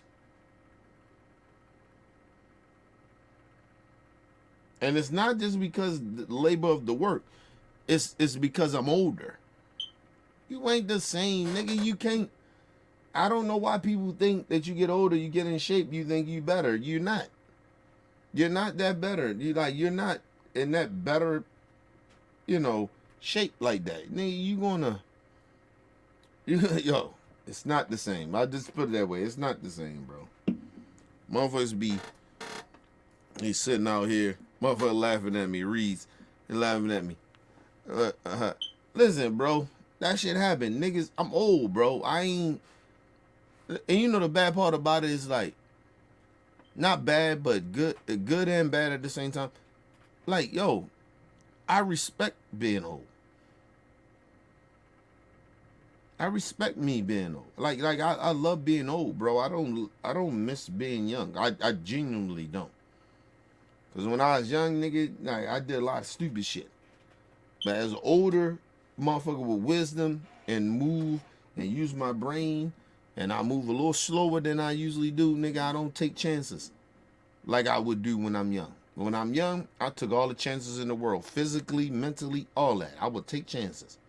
Now, nigga, no, I slowed down. And now I can see the world the way, if I wish I could have seen the world the way I see it now that I could see it then. Right? Like if I was back in the world and I was slowed down and I could see the world back then, how shit was, and the shit was slowed down, I wish I had that. But it probably helped me. I ain't gonna say probably, it would have helped me a lot. But now I slow down, I see the world the way it is. And I move right. I know how to move. But, like, no, nigga, I don't want to. Nigga, listen. You get old, bro, respect being old. I'm saying not respect it, but just appreciate it. Appreciate being old, bro. Don't ever try to, like, think that, you get in shape, you gonna be, no, nigga, you can get all in shape you want at 40 something, or whatever, how old you may be. You get over 40 and some shit like that, you get all in the shape you want.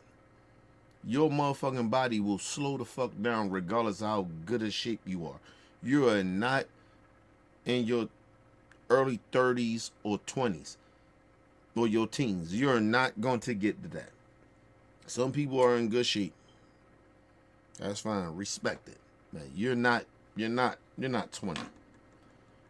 I don't give a fuck how y'all get in shape. That shit won't work, bro. Just telling you that now. And listen, in my body, I'm only probably about 50 pounds more than what I was when I was in my 20s or my teens. I'm only 50 more pounds. That's it. But that shit is a lot for my body. So, just saying.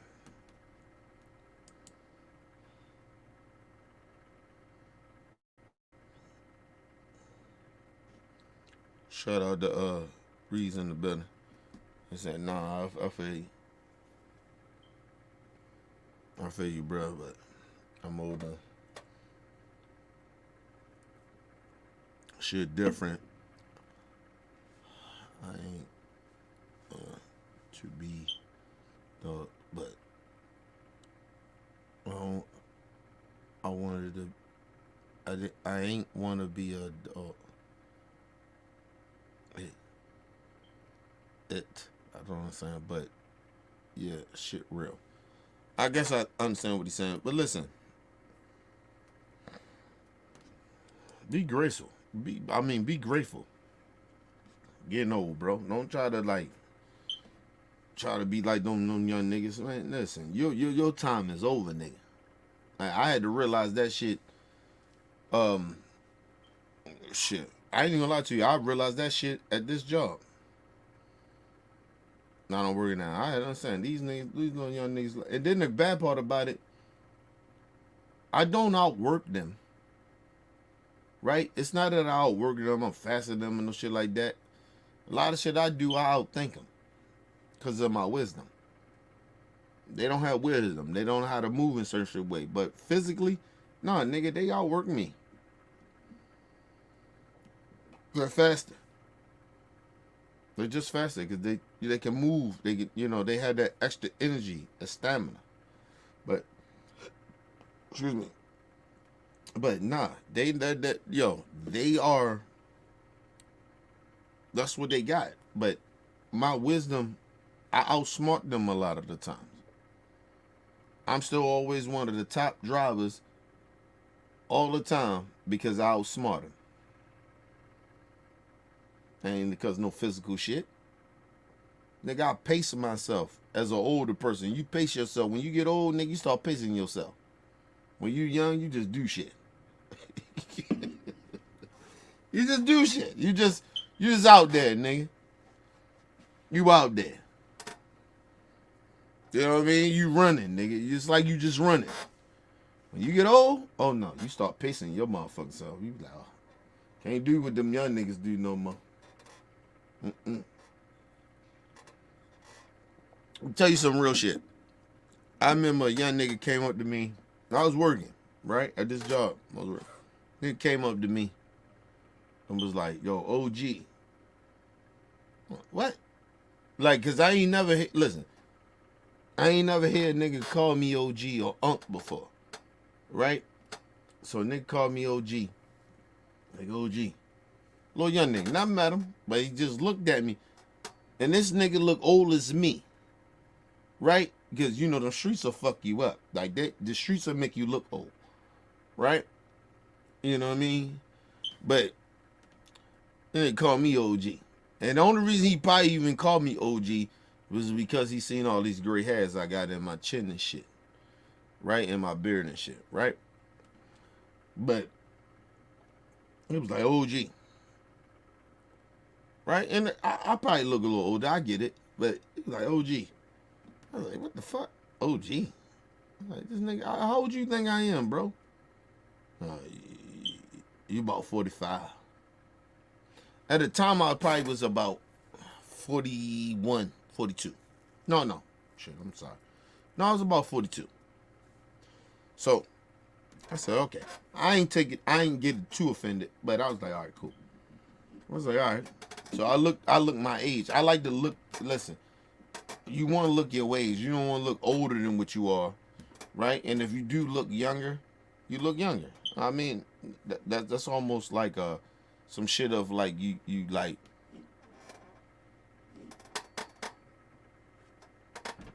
It should make you feel good, right? But motherfuckers look at you and think that you older than what you are. That's an insult. I ain't even gonna lie to y'all. But the motherfucker say, yeah, OG, blah, blah, blah, right? And I'm like, yeah, what up? I said, hey, man. He said, because he was just asking me about how you get this job or whatever. I said, bro. And I told a young nigga straight up like this, a young nigga. I told him, I said, hey, man, you gotta stop doing the shit that you doing right now. I said, but if you, listen, get a nigga number. I said, if you need some help to get you out that shit, I got you. And he looked at me. He was like, I was like, yeah. I said, nigga, I'll help you. I said, yo, but you got to put the work in. This shit ain't easy. I ain't giving you nothing for free. I ain't just gonna give you that shit. You gotta work hard for it. You gotta prove yourself. You know what I mean? I always tell niggas in the streets, you trying to prove yourself in that street shit, but you don't want to prove yourself to do better. That shit don't make no sense to me. Like, you gotta work as hard as you worked in them streets, and that's why my work ethic comes from when I worked it hard to be a street nigga. No lie to y'all. Work hard to be a street nigga. Right? And when that shit wasn't for me no more, whatever, however I got out of it, I took that same work ethic that I have that same work ethic I took from what I was, the same work ethic that I have when I was in the streets. That's why my work ethic is crazy. That's why, nigga, you can physically outwork me, but you mentally can't outwork me. Because my mental is what it is. I'm a hustler here. I move. I can outpace you. You'll overdo yourself. I see young niggas all the time, they outdo themselves. They burn themselves out. Nigga, I don't burn myself out, nigga, not mentally. And then you burn yourself out mentally. You'll burn yourself out physically, and then you'll understand about your mental. But anyway, let's move on.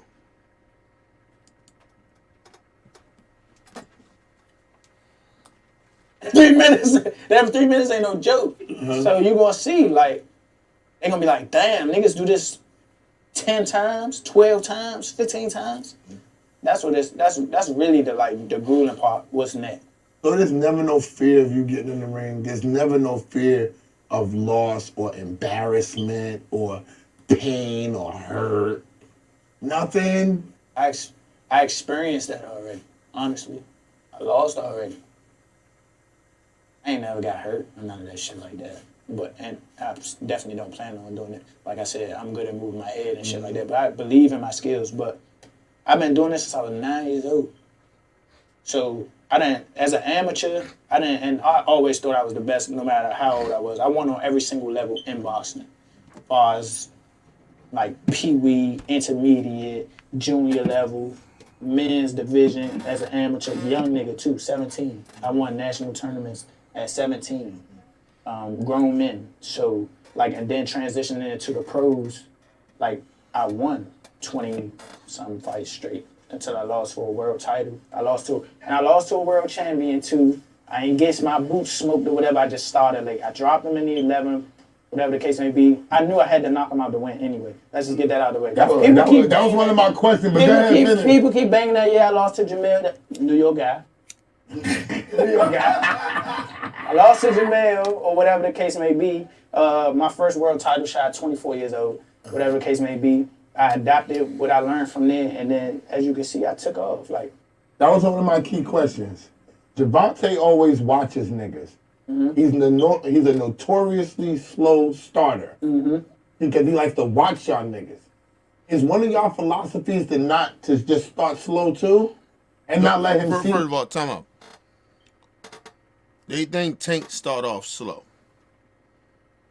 It's not slow. The problem with them niggas they do is that they think they're beating him. Right? And they're not worried about the second half of the fight. Let me jump out and get this nigga. We know he start off slow. It ain't that Tank is starting off slow. If you watch the fights a lot of the times, Tank just not throwing punches like that. That comes with the IQ. He understands. I'm not going to burn myself out throwing punches against these motherfuckers. Listen, I've been watching Tank since he's been a pro. This is real talk. I've been watching Tank since he was a pro. When he first was pro. Tank used to throw a lot of fucking punches. He used to come out the gate on them motherfuckers. And like I said, he just got smarter. He understood. He was under the wing of Floyd Mayweather. If you watch Floyd, in the beginning of his career, he threw a lot of punches. When Tank I mean, when Floyd started getting a little older, he understood, I'm not going to wear myself out. You remember, the knock is always against Floyd. Remember back in the day, all the Floyd shit. He's just a born-ass fighter. Because he ain't knocking nobody out. Right? Now, you see Tank actually knock niggas out. Now they say, oh, he's a slow starter. That's the knock against Tank now. And you know what happens? I'm sorry, you know why they're saying that? It's because they're smart fighters. They don't want to give a Floyd or a Tank, those type of dudes like that. And it's on some racist shit too. They don't want to give those guys their props for having a very high IQ and being very smart boxers.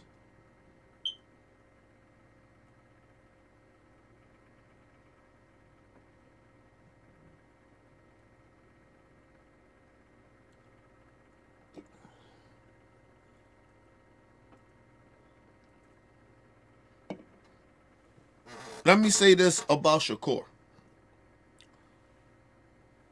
The reason Shakur get the backlash that he gets of being a born fighter or however they come at him, it's almost the Floyd Mayweather effect. You know why he gets that? Because number one is that he's not fighting top competition. And number two, he's talking too much.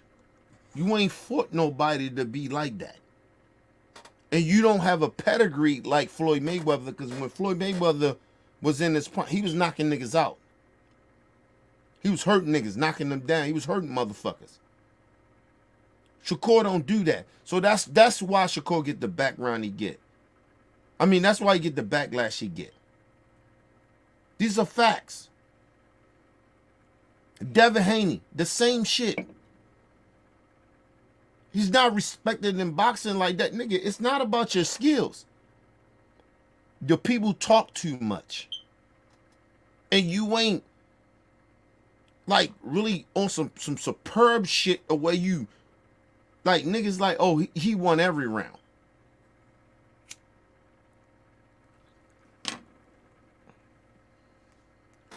You looked at the Floyd fight, regardless if you said Floyd was born, you knew Floyd was going to win the fight. Because they never really touched him like that. You remember when he did the same shit. Floyd did the same shit that Devin Haney did with Ron Garcia. What he did with Shane Mosley. What Floyd did with Shane Mosley. And what happened?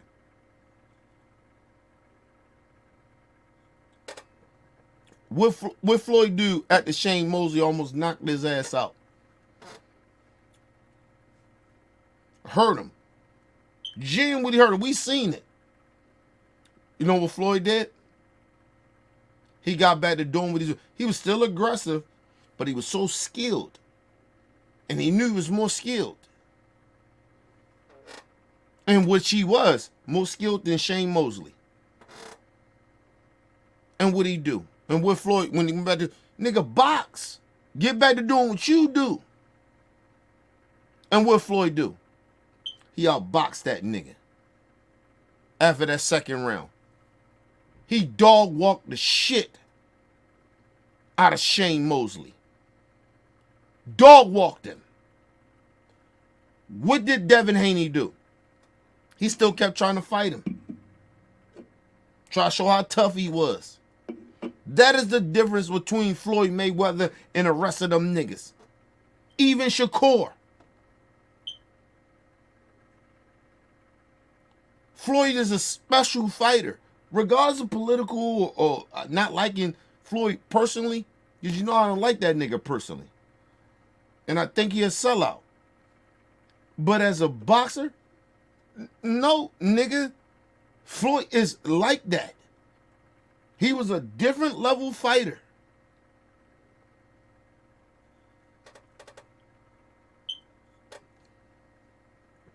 You can talk all that bullshit. Oh, Floyd wasn't as educated as he was. He was slow and up. Nigga, Floyd Mayweather is.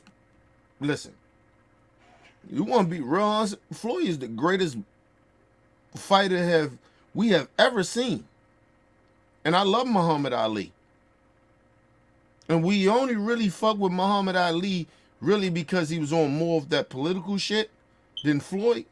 But boxing skills? No. Floyd was better than all of them. He was better than all of them. Boxing skills. Floyd was just better. His ring IQ was fucking different. Sorry.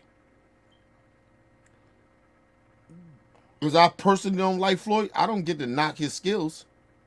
Nigga, he was better.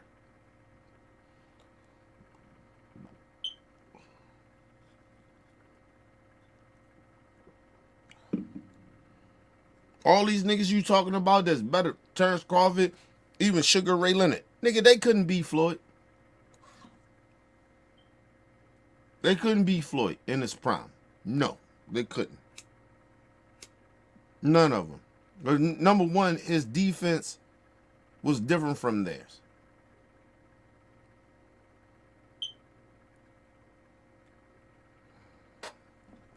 Floyd knew how to stop your offense. That is different. And like I said, I love Roy Jones. Roy Jones came out and said, well, that don't mean that Floyd was better than me because he got 50-0. Listen, Roy, we watched you.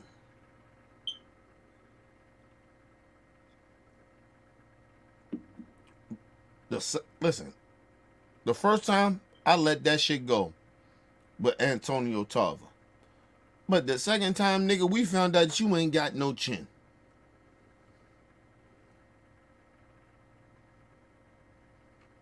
And don't get it twisted either. Roy, the reason Roy got hurt the way he did, Roy was moving up them crazy weight classes.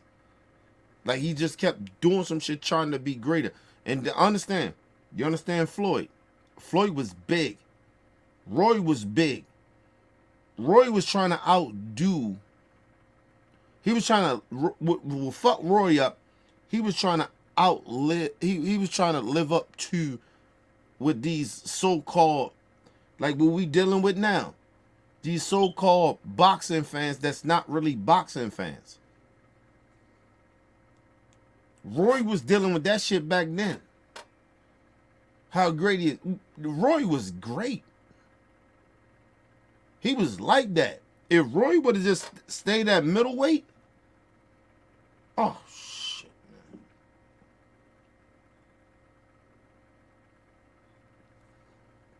Don't get it twisted. I give Roy his props fighting at heavyweight, but you only fought one dude at heavyweight. And then you try to move back down. You did lightweights and all that other shit. You just fighting niggas. You was going up trying to be on this legacy shit that with the fans. It's like, oh, you try to prove something. How great you was. You was trying to outprove everybody. Floyd never did that. Only reason Floyd moved up in weight because he understood that he had to move up in weight. He couldn't stay at 135.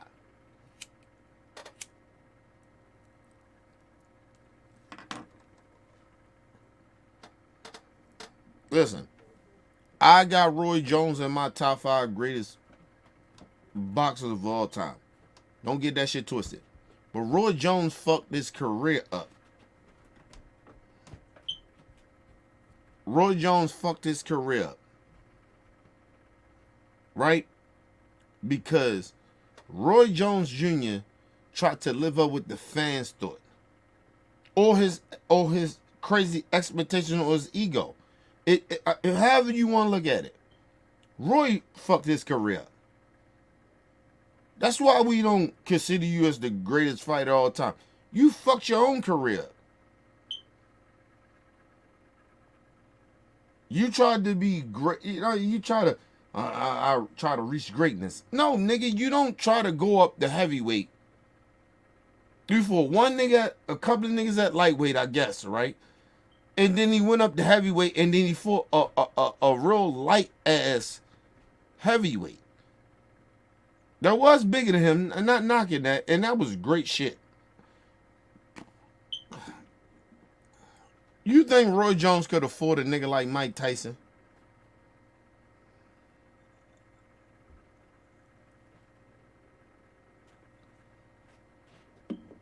Nigga, you got knocked out by Antonio Tarver at lightweight. I don't give a fuck how fast Roy Jones Jr. is. If Mike Tyson would have caught you with one of them punches, or what's his name? God damn it. Evander Holyfield. Evander Holyfield and one of them niggas caught you one of them shots, nigga, you niggas, they'd have been knocked your ass out. Stop, bro. Come on, man. Stop. Lennox Lewis, you couldn't fight for no Lennox Lewis. Stop. It's weight classes for a reason. But I respect what he did. But stop acting like, oh, Floyd 50-0 don't mean nothing. Yeah, it does. Floyd understand. Remember True G talking about come up to 160 with Floyd. Told him come up. Floyd like, nah, nigga. I'm not fighting no nigga at 160. He fought a Canelo nigga. He fought Canelo. He had to put Canelo on a rehydration clause.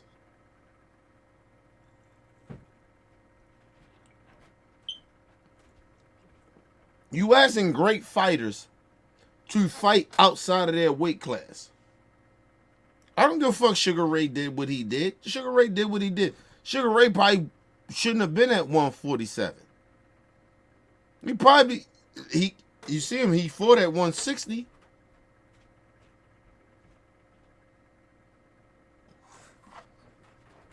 Fuck out of here, man. Weight classes matter, people. Stop running around here pretending that weight classes don't matter. It do matter. You asking Tank to move up to do some shit. Oh, he won up to 140. That one for Mario Barrios. Listen, let me just say this. I love Tank. That's my guy.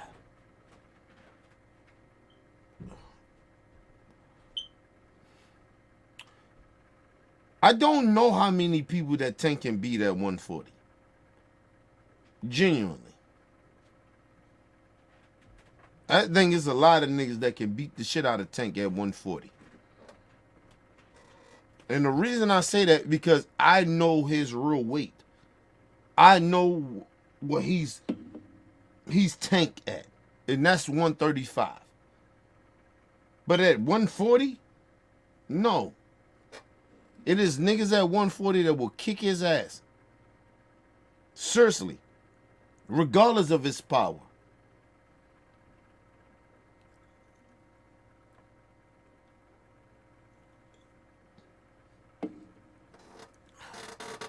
Tank can't beat a lot of them dudes at 140. I'm being dead honest about that. He's just way too small. He just is. You put that nigga, oh, he hurt some heavyweights in sparring.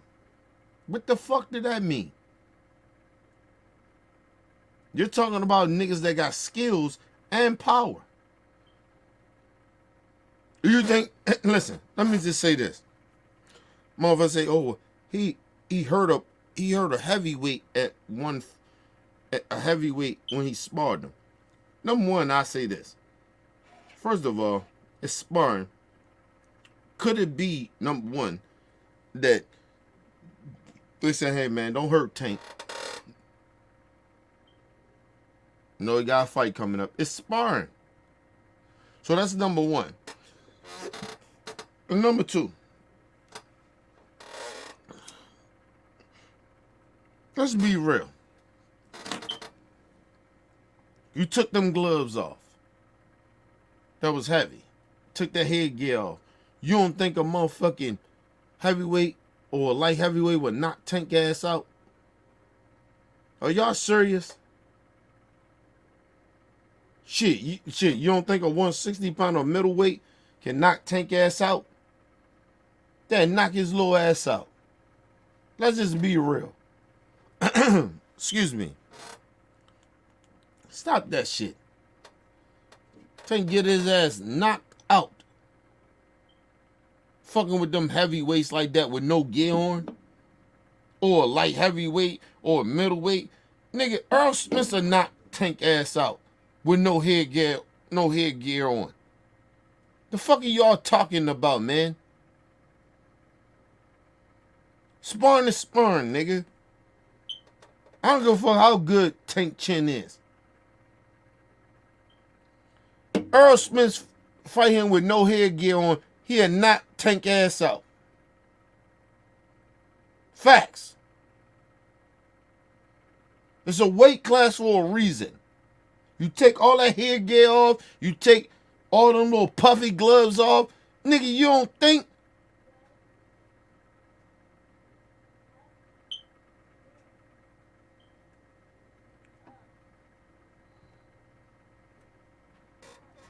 that motherfucking Earl Smith or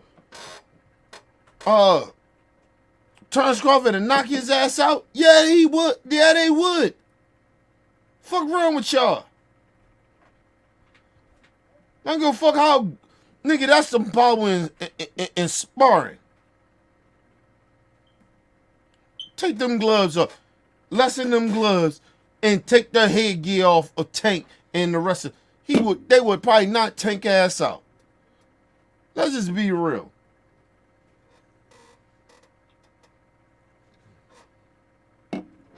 Yeah, fuck Tank ass up. Fuck out of here, man. Fuck y'all talking about.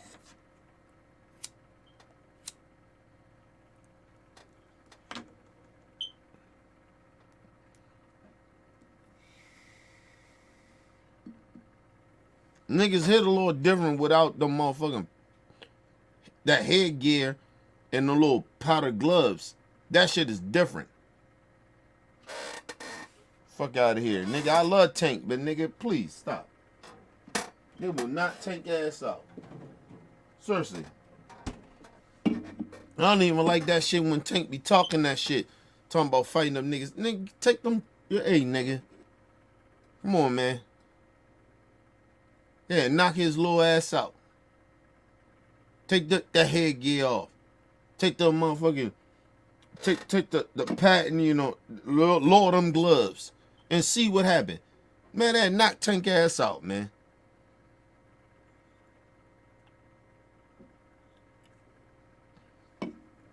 And let me tell you why I know that.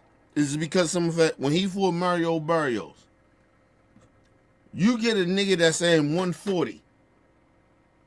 Right? They come in at 140, but then they get up down there 150. Tank may get to about 140 something. But these niggas get to 140. I mean 150, 160. Talking about niggas that got power. They got power. Man, come on, bro. They're not Tank ass out, man. Please stop. I want y'all to stop that shit. They will not Tank ass out. They don't give a fuck if the Tank got a good chin. They will knock his ass out. He's not that big, bro. This nigga's at 135. He's not that big. This nigga's what? Not even 5'5"? 5'4", 5'5"? The fuck out of here, bro.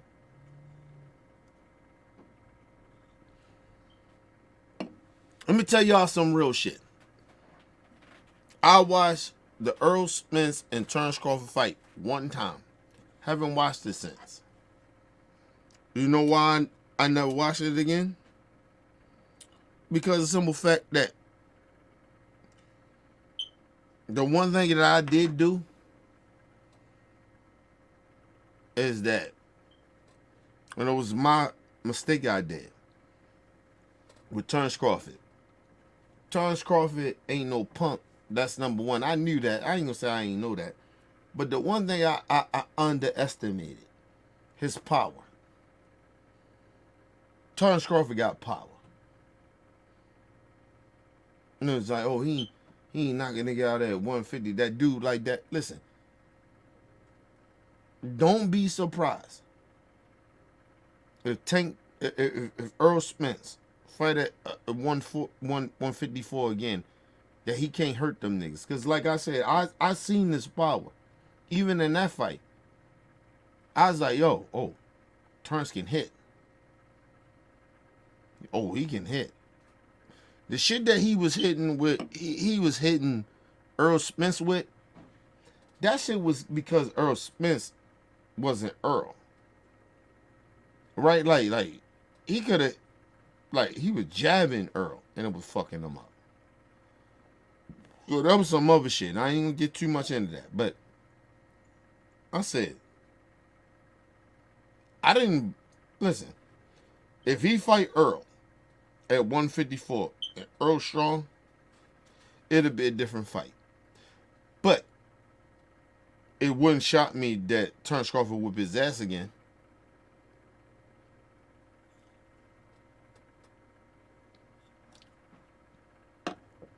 But not in the way how he whipped Earl ass. He's not gonna whip Earl ass again like that. For his power. Skill level? Yeah. I believe his skill level was just different. Earl's skill level is not on Terrence Crawford's skill level.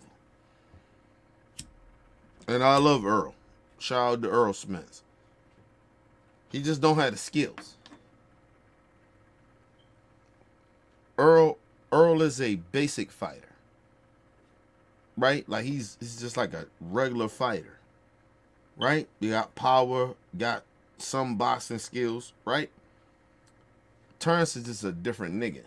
He just got, that nigga just a little different. He got power, he got all that shit Earl got, but he's just different. And that's what I found out about that. No, he wouldn't hurt Earl as early as he hurt him, but later he would have. He would have hurt Earl later. That's what he would have did to Earl. He would have hurt him later. He wouldn't have hurt him like that if Earl was strong. I keep telling people that. You know, you're not gonna hurt a nigga like Earl like that early. It'd have been a better fight. I put it that way. It ain't no way that Terrence Crawford would beat the shit out of Earl Smith like that. Hell no. But like I said, I blame Earl for that.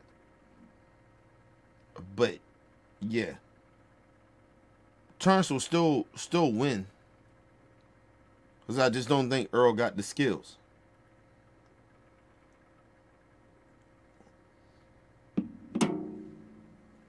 But like I said, I don't know about that either, because, and let me just say this too, I don't know fully about that Earl will just totally dominate. I ain't not say Earl would dominate him.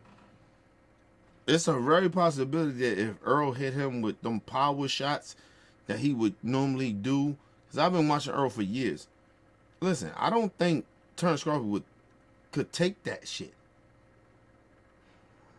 I just think that Earl was very, very weak.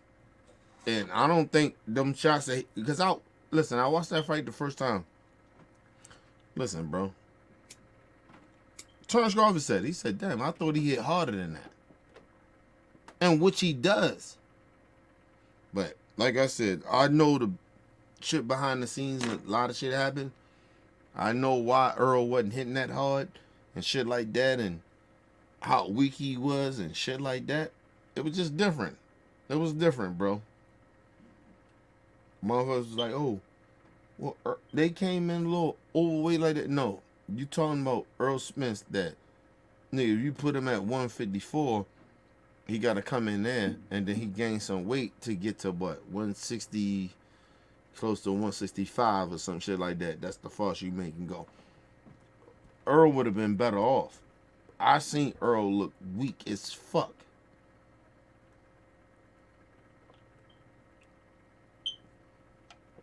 And at the same time, you fucking with a dude that came off of fighting, right? And people was like, well, Tank did it.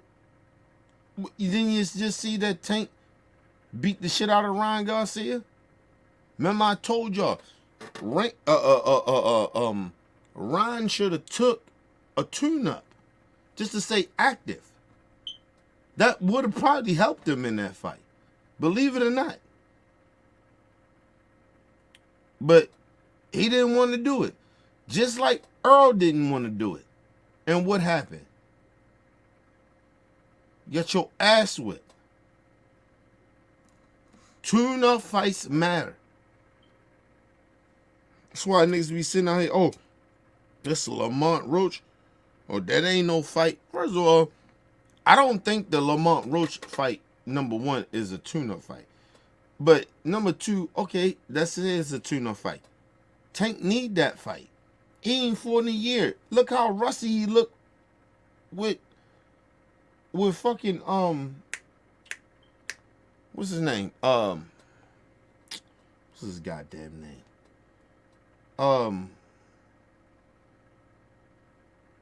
What is his name, bro? Frank Martin. I'm sorry. Damn, my bad, Frank. You know how he looked with Frank. He was done. Like, yo, I ain't like how Tank fought in that fight. He looked at rusty. He said it himself. Felt a little rusty.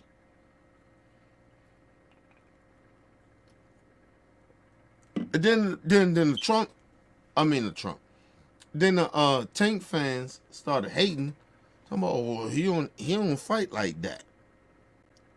Before Tank got locked up, he was fighting 2 or 3 times a year. It's a lie. I heard that bullshit ass nigga, what's his name, Urban nigga. I usually call his bitch ass out for lying. Oh, Tank only fighting 1 time a year. That's just a normal shit. 2 times a year. First of all, as a prize fighter, because I know you know the business, you goofy ass nigga. But let me not let you lie. I put it like that. You Devin Haney dick rider. And I put your ass on blast, this so-called, I'm a Muslim nigga. I put your ass on blast before. Now I'm gonna put you on blast again. You want to talk about Tank? Oh, he only fight once a year. Before Tank went to jail, he was fighting twice a year. He was fighting twice a year.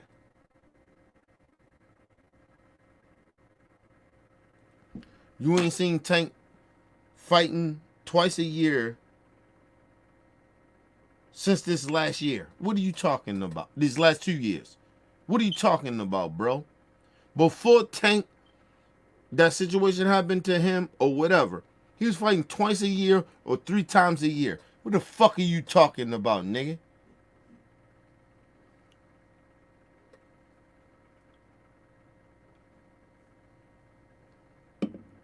He fought Hector Garcia in January. He fought Ryan Garcia in April. Count the months, nigga. What are you talking about?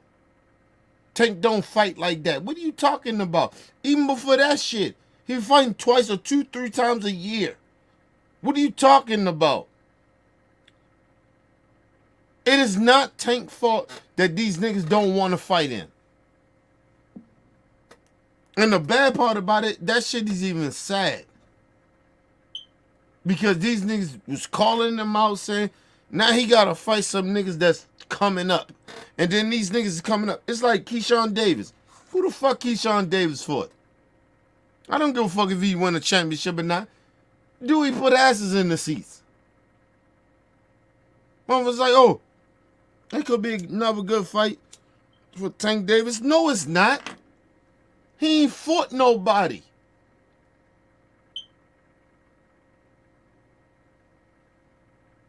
It's like Lamont Roach. Got respect for Lamont Roach. Nigga, you ain't fought nobody like Frank Martin at 135. Oh, I'm better than him. How you better than him? You ain't fought nobody like him.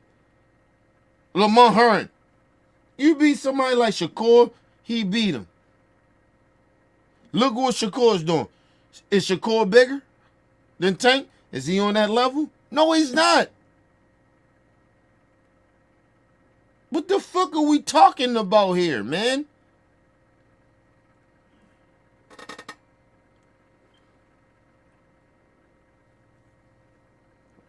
These motherfucking niggas keep trying to act like these dudes are bigger than what they are. They're not.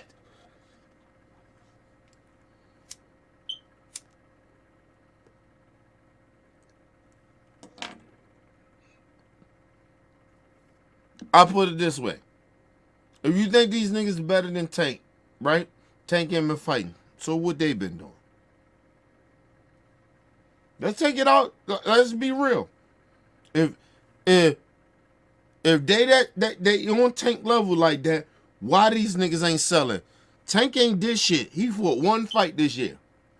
One fight. Why these niggas ain't doing better than him? Why is that?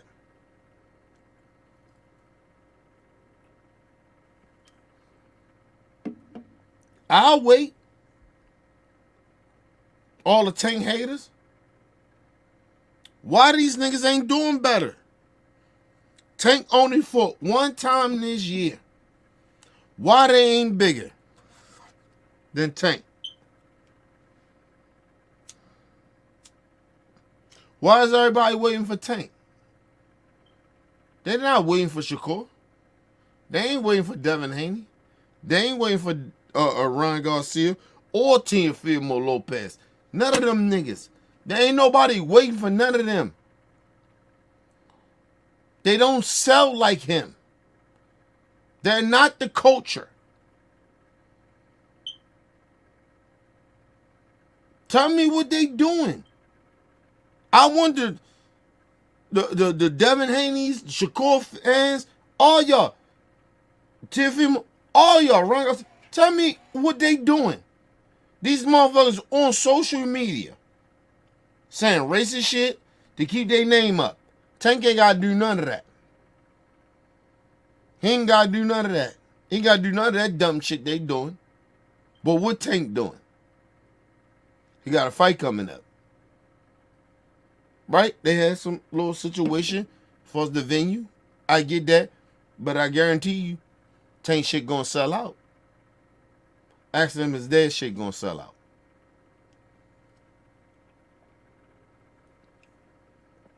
Devin Haney, Shakur, all of them. Nobody give a fuck about that shit.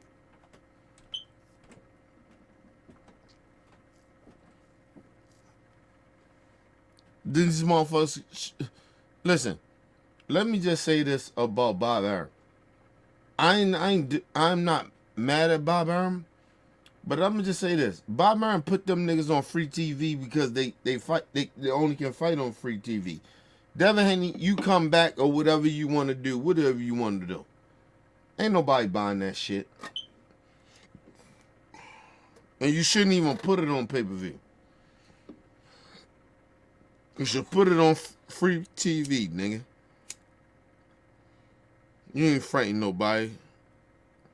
Unless Devin ain't coming out fighting somebody with a name.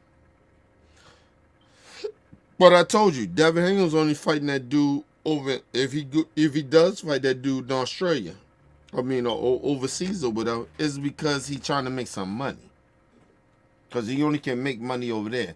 Nigga, if you can't make money here in America, because this is the boxing shit. Everybody keep trying to act like, oh, them foreign niggas. Listen, no disrespect to my foreign brothers and sisters. Y'all don't make no money until y'all get here. You are nobody until you get into America when it comes to boxing. So, I don't give a fuck what none of y'all talking about.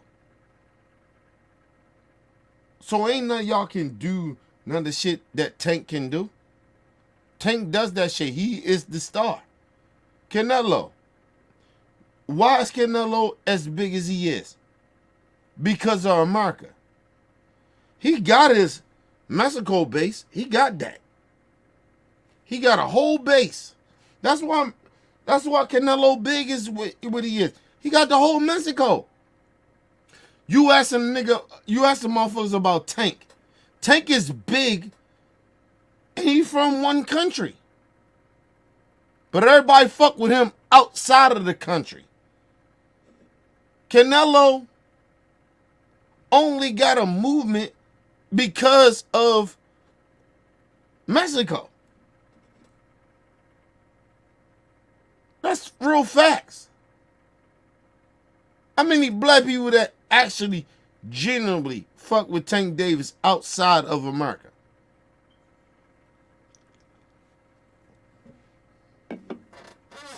I keep trying to ask y'all to ask that question for me.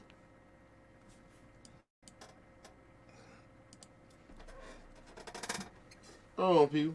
We're right back. I want y'all to think on that. Tell me in the chat.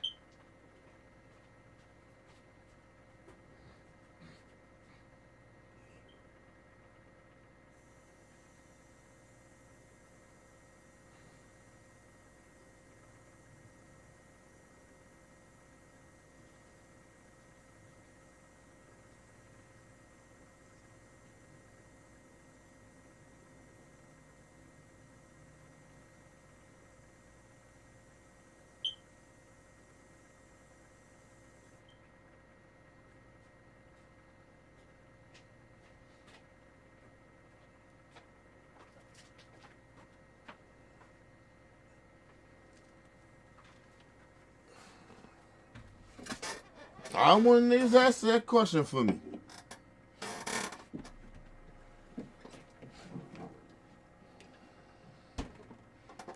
One nigga ask that question for me.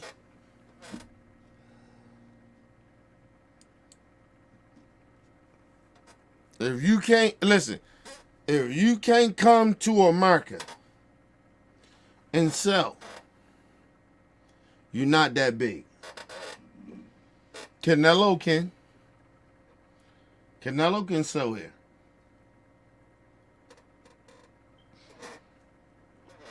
Boxing is an American sport. None of the motherfuckers can't do what Canelo can do. It ain't a boxer that can do what Canelo can do. I'm sorry. Who's the other person that can do what Canelo can do? In America. Who? We pull a Floyd Mayweather out of it. Who's the other person that can sell like that? See. I want the favorite fighter niggas that always try to talk their favorite fighters, but I tell you who can sell here in America. Canelo sell here. Canelo ain't from America. He can't sell here. I'm sorry. Canelo can sell here. Who else can sell here in America outside of Canelo?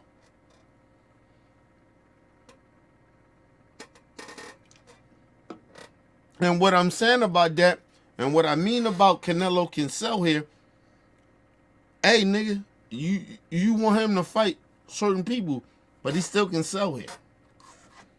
Who else can do that? I'm waiting. In the chat, all you motherfucking Devin Haney fans, all you motherfucking Shakur fans, all you goofy motherfuckers, tell me who can sell here bigger than Canelo, or come close to that, or be on that level. Who can do that? I'm waiting. I don't even want to say who it is, but I want y'all to tell me who can do what Canelo can do here. He ain't from the country, but he can sell here. Who else outside of Canelo can sell here?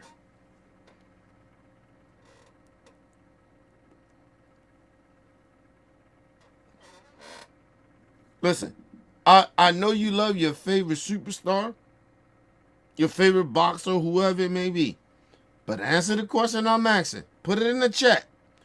Who can sell here outside of Canelo?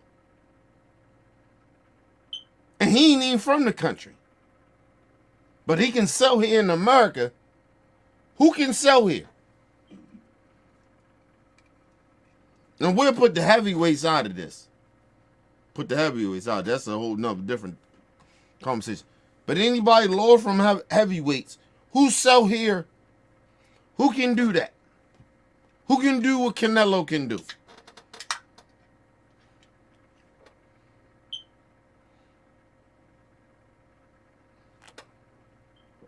I see a lot of people leaving, but I want people to tell me in the chat who can sell like Canelo. Who can do what Canelo can do in America? False boxing. Who can do it? Who can do what Canelo can do in America? I'm waiting. You put Floyd and all them other niggas, them old niggas out there. I'm talking about today's boxers. Who can do what Canelo can do in America? Can sell out. Tell me who it is. I don't hear nothing. I don't see nothing.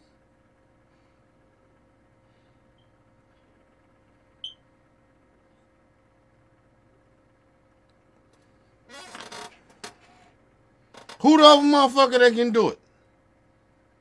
Who?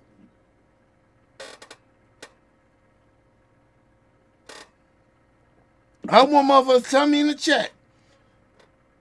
Listen, you got your favorite fighters, but I'm telling you, who can do what Canelo can do in America? And he ain't from here. Who can do what Canelo can do in America? Listen, and I'm not talking about Floyd Mayweather. I'm talking about current boxers. Who can do it? Who can do what Canelo can do in this country? And he ain't from here. I'm waiting. I wish a motherfucker in the chat tell me who.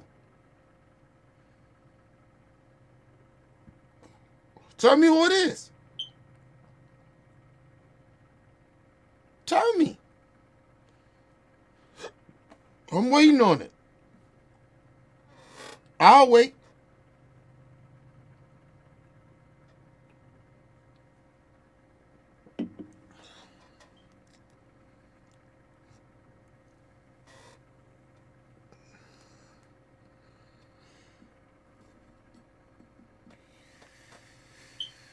And we ain't talking about Floyd. But we already know what Floyd can do. Floyd is universal, nigga. He doing some different shit. We ain't talking about him. I'm talking about any boxer outside of Floyd.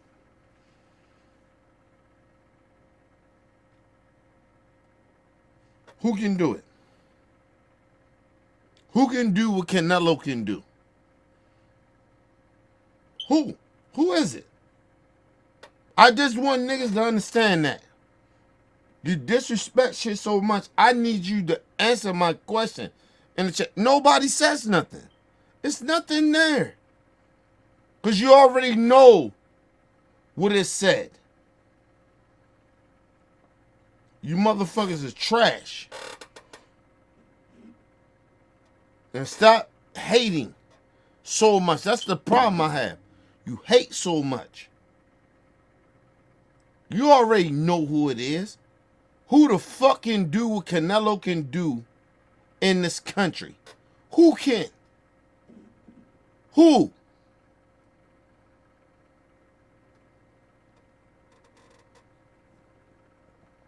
Put asses in the seats.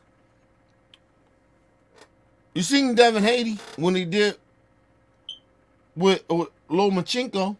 Did that sell? No, it didn't. It did not. It didn't sell like Tank Davis shit. They sold what? 200,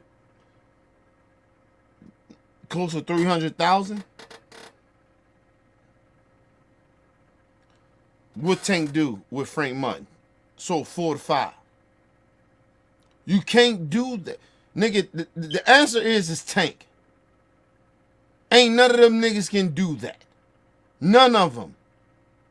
I don't give a fuck what fighter, white, black, whoever it is. They can't do Canelo numbers. Who's the next nigga on that list to do some shit like that? Tank Davis. Who the fuck is any of these niggas? You can't do nothing. You can't do shit without Tank. Shakur, you go ahead. You go fight them niggas. You get your little $5 million. They give you that bullshit. What you can do out of that? Nothing. After he do all that shit, get his money, anybody really fuck with Shakur? Anybody fucking with Devin? He fought Ron Garcia. Oh, that all that shit happened. Okay, cool. Is he Tank? Is any of them niggas Tank? Can they do what Tank do? I guarantee you, the Lamont Roach shit, I guarantee you it's some more than that shit. I guarantee you that.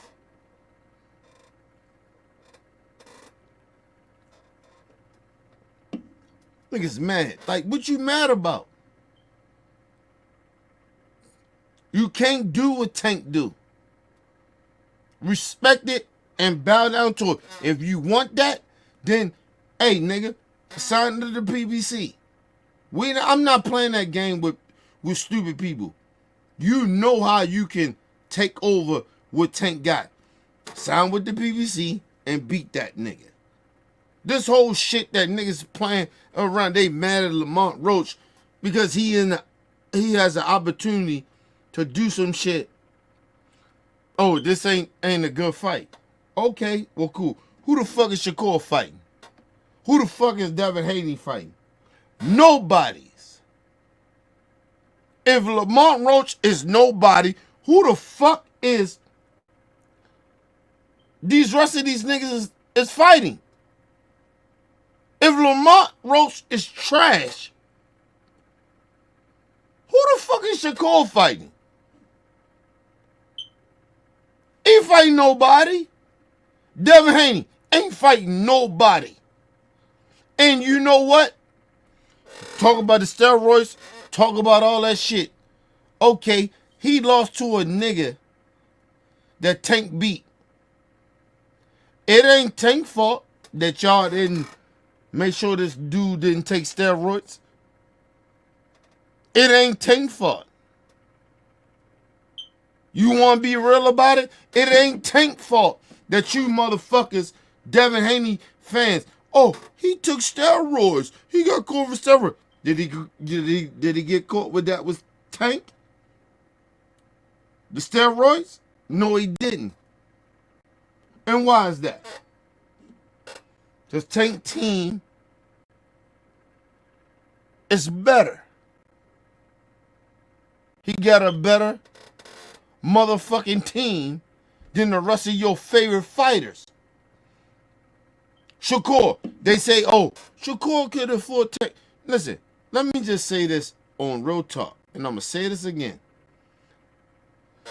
Shakur didn't want to fight Tank. Let me tell you something. If I want to fight Tank, and I know he the money man, because everybody want to put this on Tank. Cool, whatever. Let me say this. You got your point of view. That's cool. But let me give you mine.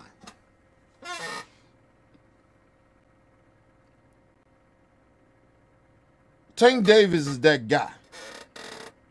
I say I want to fight Tank. I think I can beat him. You know what I'm doing? And I'm a free agent. Ain't nobody stopping none of my shit. You know what I do? I say, even if Tank bullshit me or whatever, I don't think he want to fight me. Whatever. But I'm still going to put it out. I've been still trying to fight Tank. I'm going to ride with it because I want that fight with Tank. You keep doing that. Niggas acting like, they should not be waiting around for Tank. Who the fuck is Shakur? They're not to wait around for Tank. Who are you motherfuckers to talk that bullshit? You can't wait around for Tank. They don't make money like Tank. If they fight Tank, they're going to make the most money they have ever made in their life. So what the fuck are you talking about? Don't tell me about no shit about motherfucking Shakur. Oh, well, he came there. Nigga, let me tell you something. If I want to fight a nigga, I want that smoke with Tank, and I know he that guy. Shakur keep thinking that he's that guy. And you motherfuckers keep thinking he's that guy. He ain't that guy when it comes to business. His skill level is what it is. No disrespect. But he ain't Tank outside his skill level. Nigga, if I want that, nigga, I want to make that money. I want to make this big fight. Oh, nigga, hey, Tank, what you want me to do, man? I'm going to beat your ass. And you know who did that? You know who did that? Niggas that was, you think that's lesser than Shakur and Devin and them. You know who did that? Frank Martin. Frank Martin said, hey, man, I take that shit. You know who else did that? Ron Garcia. I take that. I do that. And they weren't even free agents. Only one of them was a part of that, that side. This motherfucker was a free agent. And then you trying to blame Tank because this motherfucker that fight didn't happen? Get the fuck out of here, bro. You keep trying to act like Shakur Stevens is somebody. He ain't. Shakur Stevenson can't tell Tank Davis who the fuck to fight. I don't give a fuck how good his skills is. I don't give a fuck how much you think how good Shakur Stevenson is. He don't got no motherfucking pedigree to be telling Tank who he can fight. He has none. And I don't give a fuck about you niggas talking that shit. Talking about, oh, Tank should fight him because we think he should fight him. The fuck out of here, nigga. You talking about Tank Davis.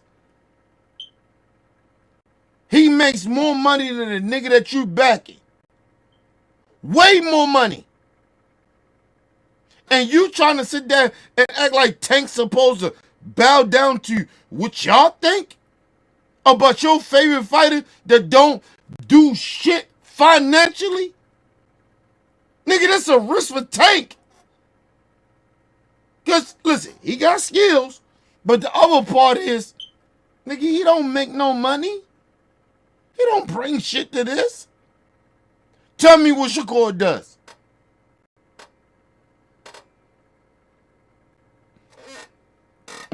Outside of you liking that nigga. Tell me what Shakur does financially. Outside of you liking him. With money. Even Devin Haney. Tell me. It just, all right, that shit what Ron got said. That shit was trash. In a cell. Tank for somebody that y'all said less fighter, and he made more money than a nigga he just beat.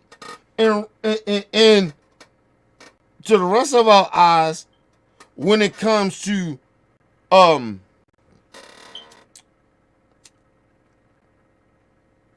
Garcia, you lost to a nigga that Tank made quit. What the fuck are you talking about? Oh, it was steroids there. Okay, cool. Fix that. Why's this Tank for? Tank didn't allow that nigga to be, have steroids in the cell. You didn't hear that in Tank fight. All y'all kept focusing on, he put the rehydration clause in. Okay. But you didn't hear about nobody. You didn't hear about Ryan Garcia taking steroids or anything to cheat. Did you see that? Did you hear that? No, what you said was, he should just let him move up in weight like that.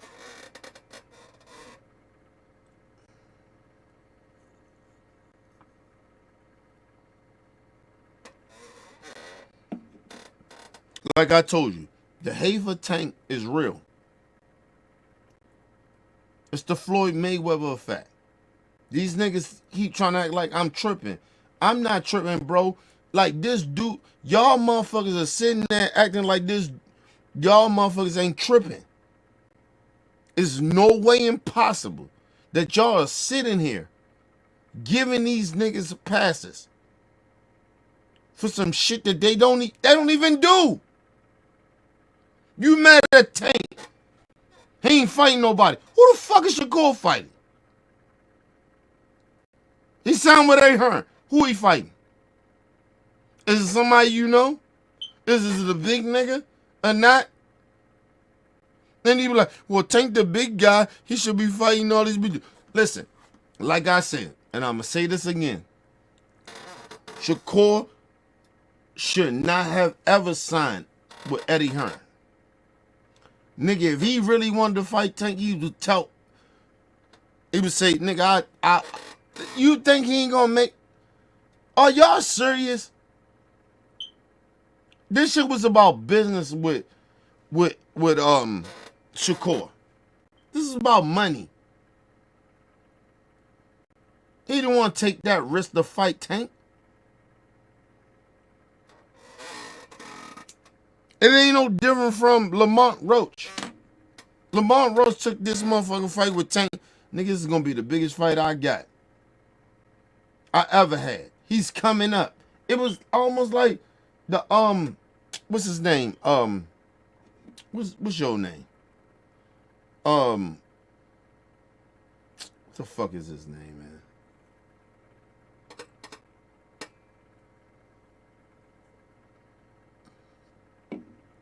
Frank Martin. Frank Martin knew. Did you think Frank Martin didn't think he was gonna win? Nigga, he fought the fight and to win. But nigga, he knew, nigga, this is the biggest fight I'ma have. Every nigga that will ever fight Tank, you always going, yo, this is the biggest fight I'ma ever have. He's the face of boxing. Why wouldn't you ever think that this is the biggest fight that you have ever had? Think about this, right? If this is not the biggest fight that you ain't ever have, then why you fighting Tank? Go fight some nigga that nobody know of and see how that money look. Niggas, I'm like, oh, this is just the biggest money. Whatever. Get the fuck out of here, bro. You fight Tank, you know this is gonna be the biggest purse you gonna ever get. This is a facts. Go fight niggas that ain't got no status. They don't bring shit to nothing. You gonna make the, listen, before you fought Tank, all the niggas you was fighting, how big your purse was? So of course you fighting a nigga for some money. Of course you fighting Tank for that bag. What the fuck are we talking about here?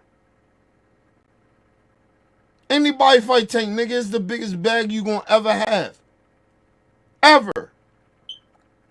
You talking about a nigga that got a bag. He's Tank Davis, nigga. He ain't no motherfucking chump.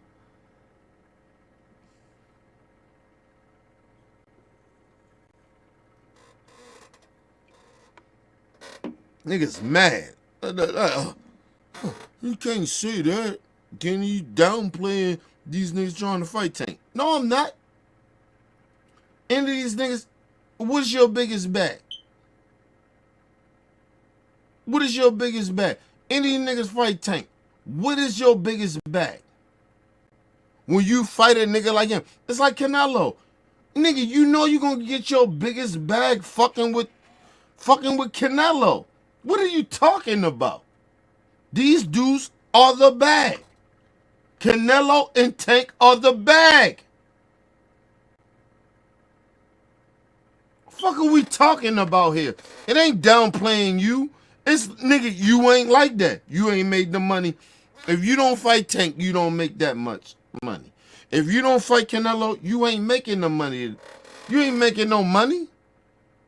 That's bigger. I'm not saying you don't make no money at all, but I'm saying you ain't gonna make the money if you don't fight those things. You gonna fight anybody you want. But if you go fight Tank or you go fight Canelo, ain't that bag big? The fuck out of here with that shit. Niggas out here playing. You letting these YouTube niggas play y'all like that. Nigga, anybody fight Tank. It's big.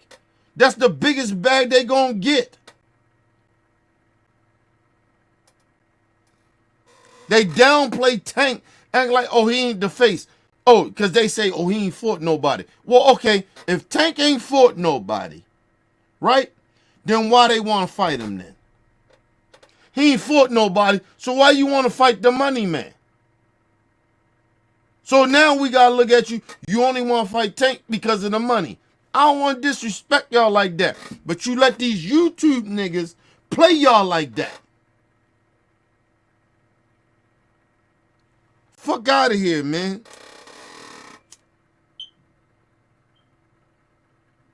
Tank the money man. We know that. We know Canelo, the money man. They the money men. We know that.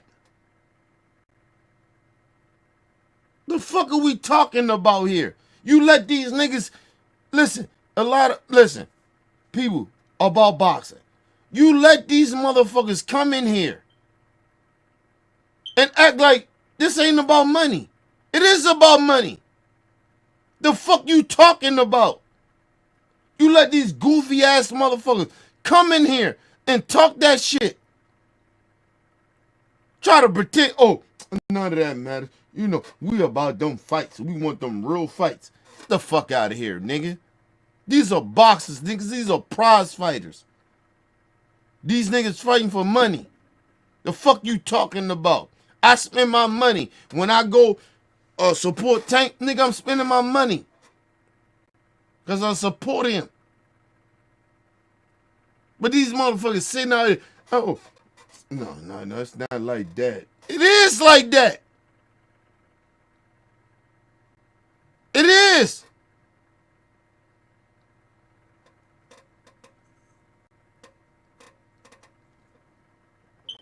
Tank is who the fuck he is, nigga. It's the money man. Ain't nobody say, who's the money? All right, let me ask y'all a question. All them niggas, they fans or whoever they is, Devin Haney's or whatever. All right, cool. Fine. That's fine. Let's do this then. Let me ask y'all a question. Are y'all gonna go fuck with Devin Haney? Or you gonna fuck with Tank Davis?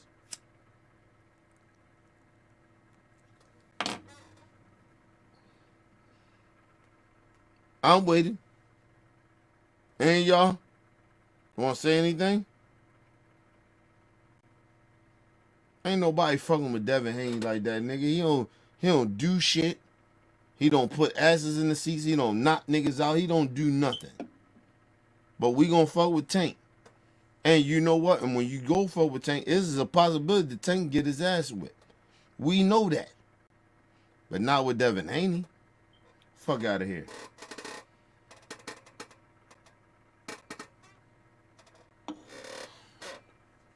I'm gonna leave that as that. I ain't gonna fight that shit no more, man. I'm not gonna try to do that shit. Yo, these dudes, they always, these Tank Davis haters, they always do that shit. You niggas ain't even like that. And what I mean by that is, nigga, listen, Baltimore niggas will smack the shit out you playing with Tank like that.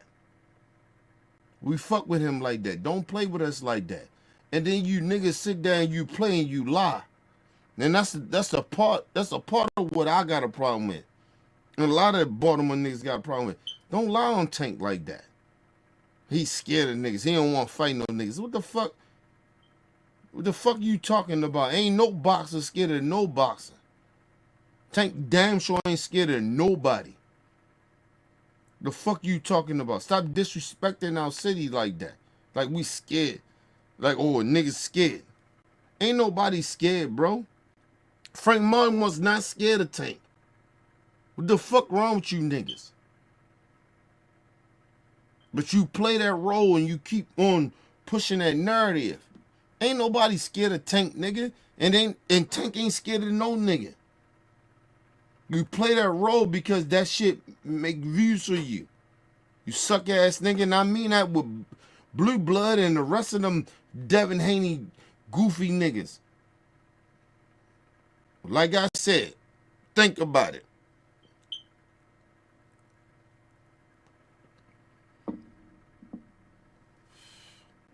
Ask Devin Haney this. And all his fans. Fine. Cool. Tank scared of Devin Haney. Cool. Listen. I say this. Who's bigger? Is Devin Haney bigger than Tank? No, he's not. Okay, that's number one. Then number two. Okay, fine. You know that, right? You know he the money man. You know he the guy. So, okay, cool. Let's do this. I do this with Devin Haney fans. Tell you the truth. If Devin Haney, you wanted that shit from Ron Garcia, right?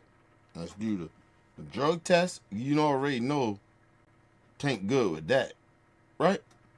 Then number two, let's do that. Hey, man, you know what? We're going to do all that, right? When it comes to Tank. Tank said rehydration clause. You won't want to do that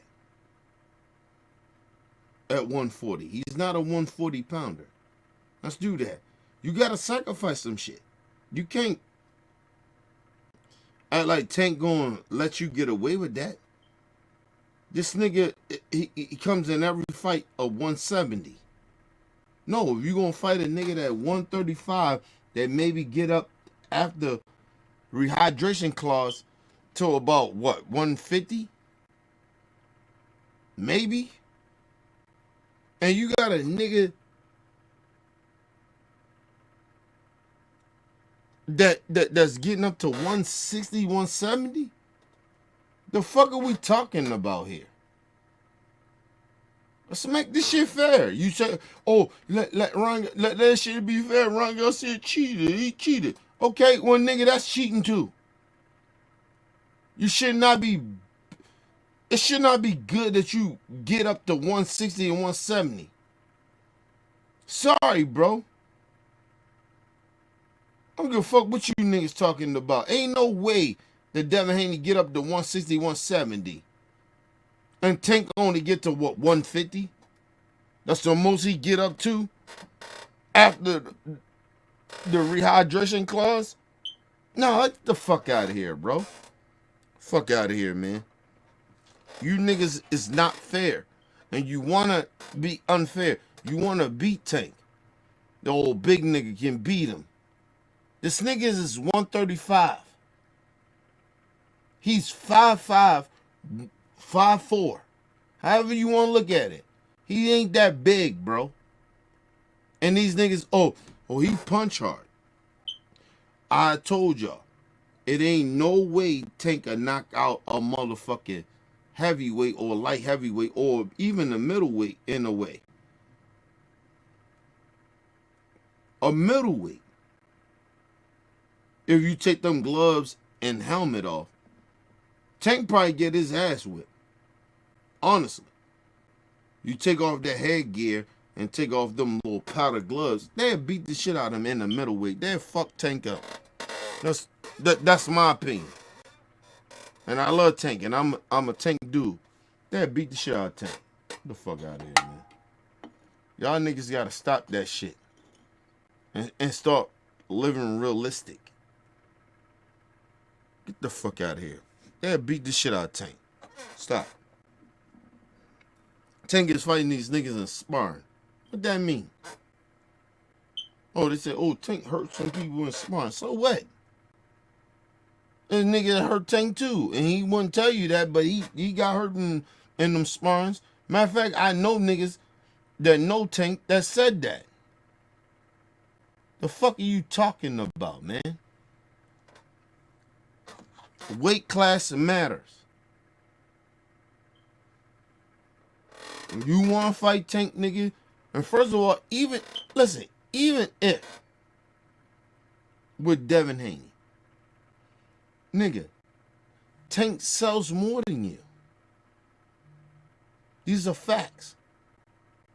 Tank sells more than you. So you have to get with that nigga to make that shit right. You ain't selling shit outside of Tank. You use Tank name to be better.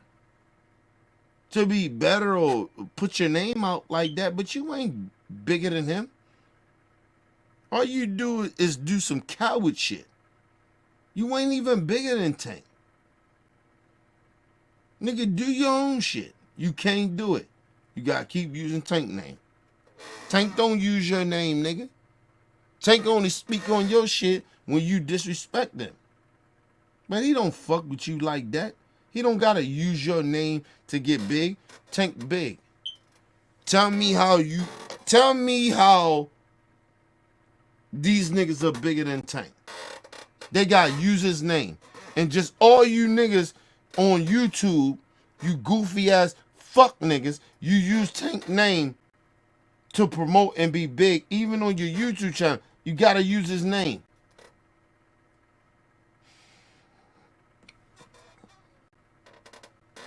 I'm gonna tell you some real shit. Nigga, listen, if I don't bring Tank name up, right? I don't bring Tank name up, and I talk about regular boxers, my channel don't go up. These are facts.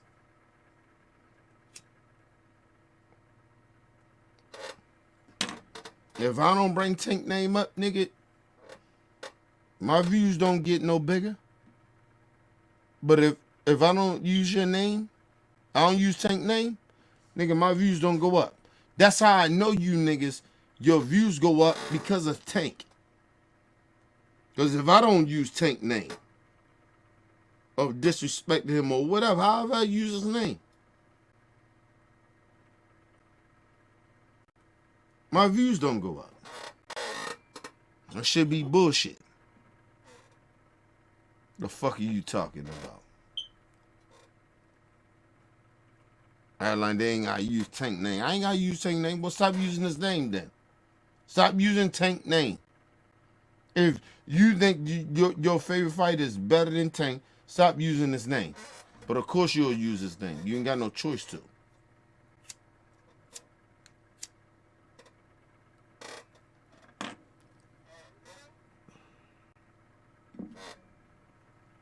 Now we out, man.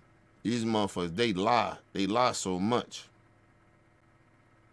And stop saying that shit. Y'all a bunch of lies. Tank duck somebody. Ain't nobody duck nobody, bro. Them niggas use his name, though. I'll tell you that. If Tank duck the niggas that you say, them niggas keep using his name, Tank ain't gotta use none of them niggas' name. He's still who he is. Let's move on, man. Leave your comments, hit that like button, support your boy. It's your boy, Mr. OBF. Peace and love to the world.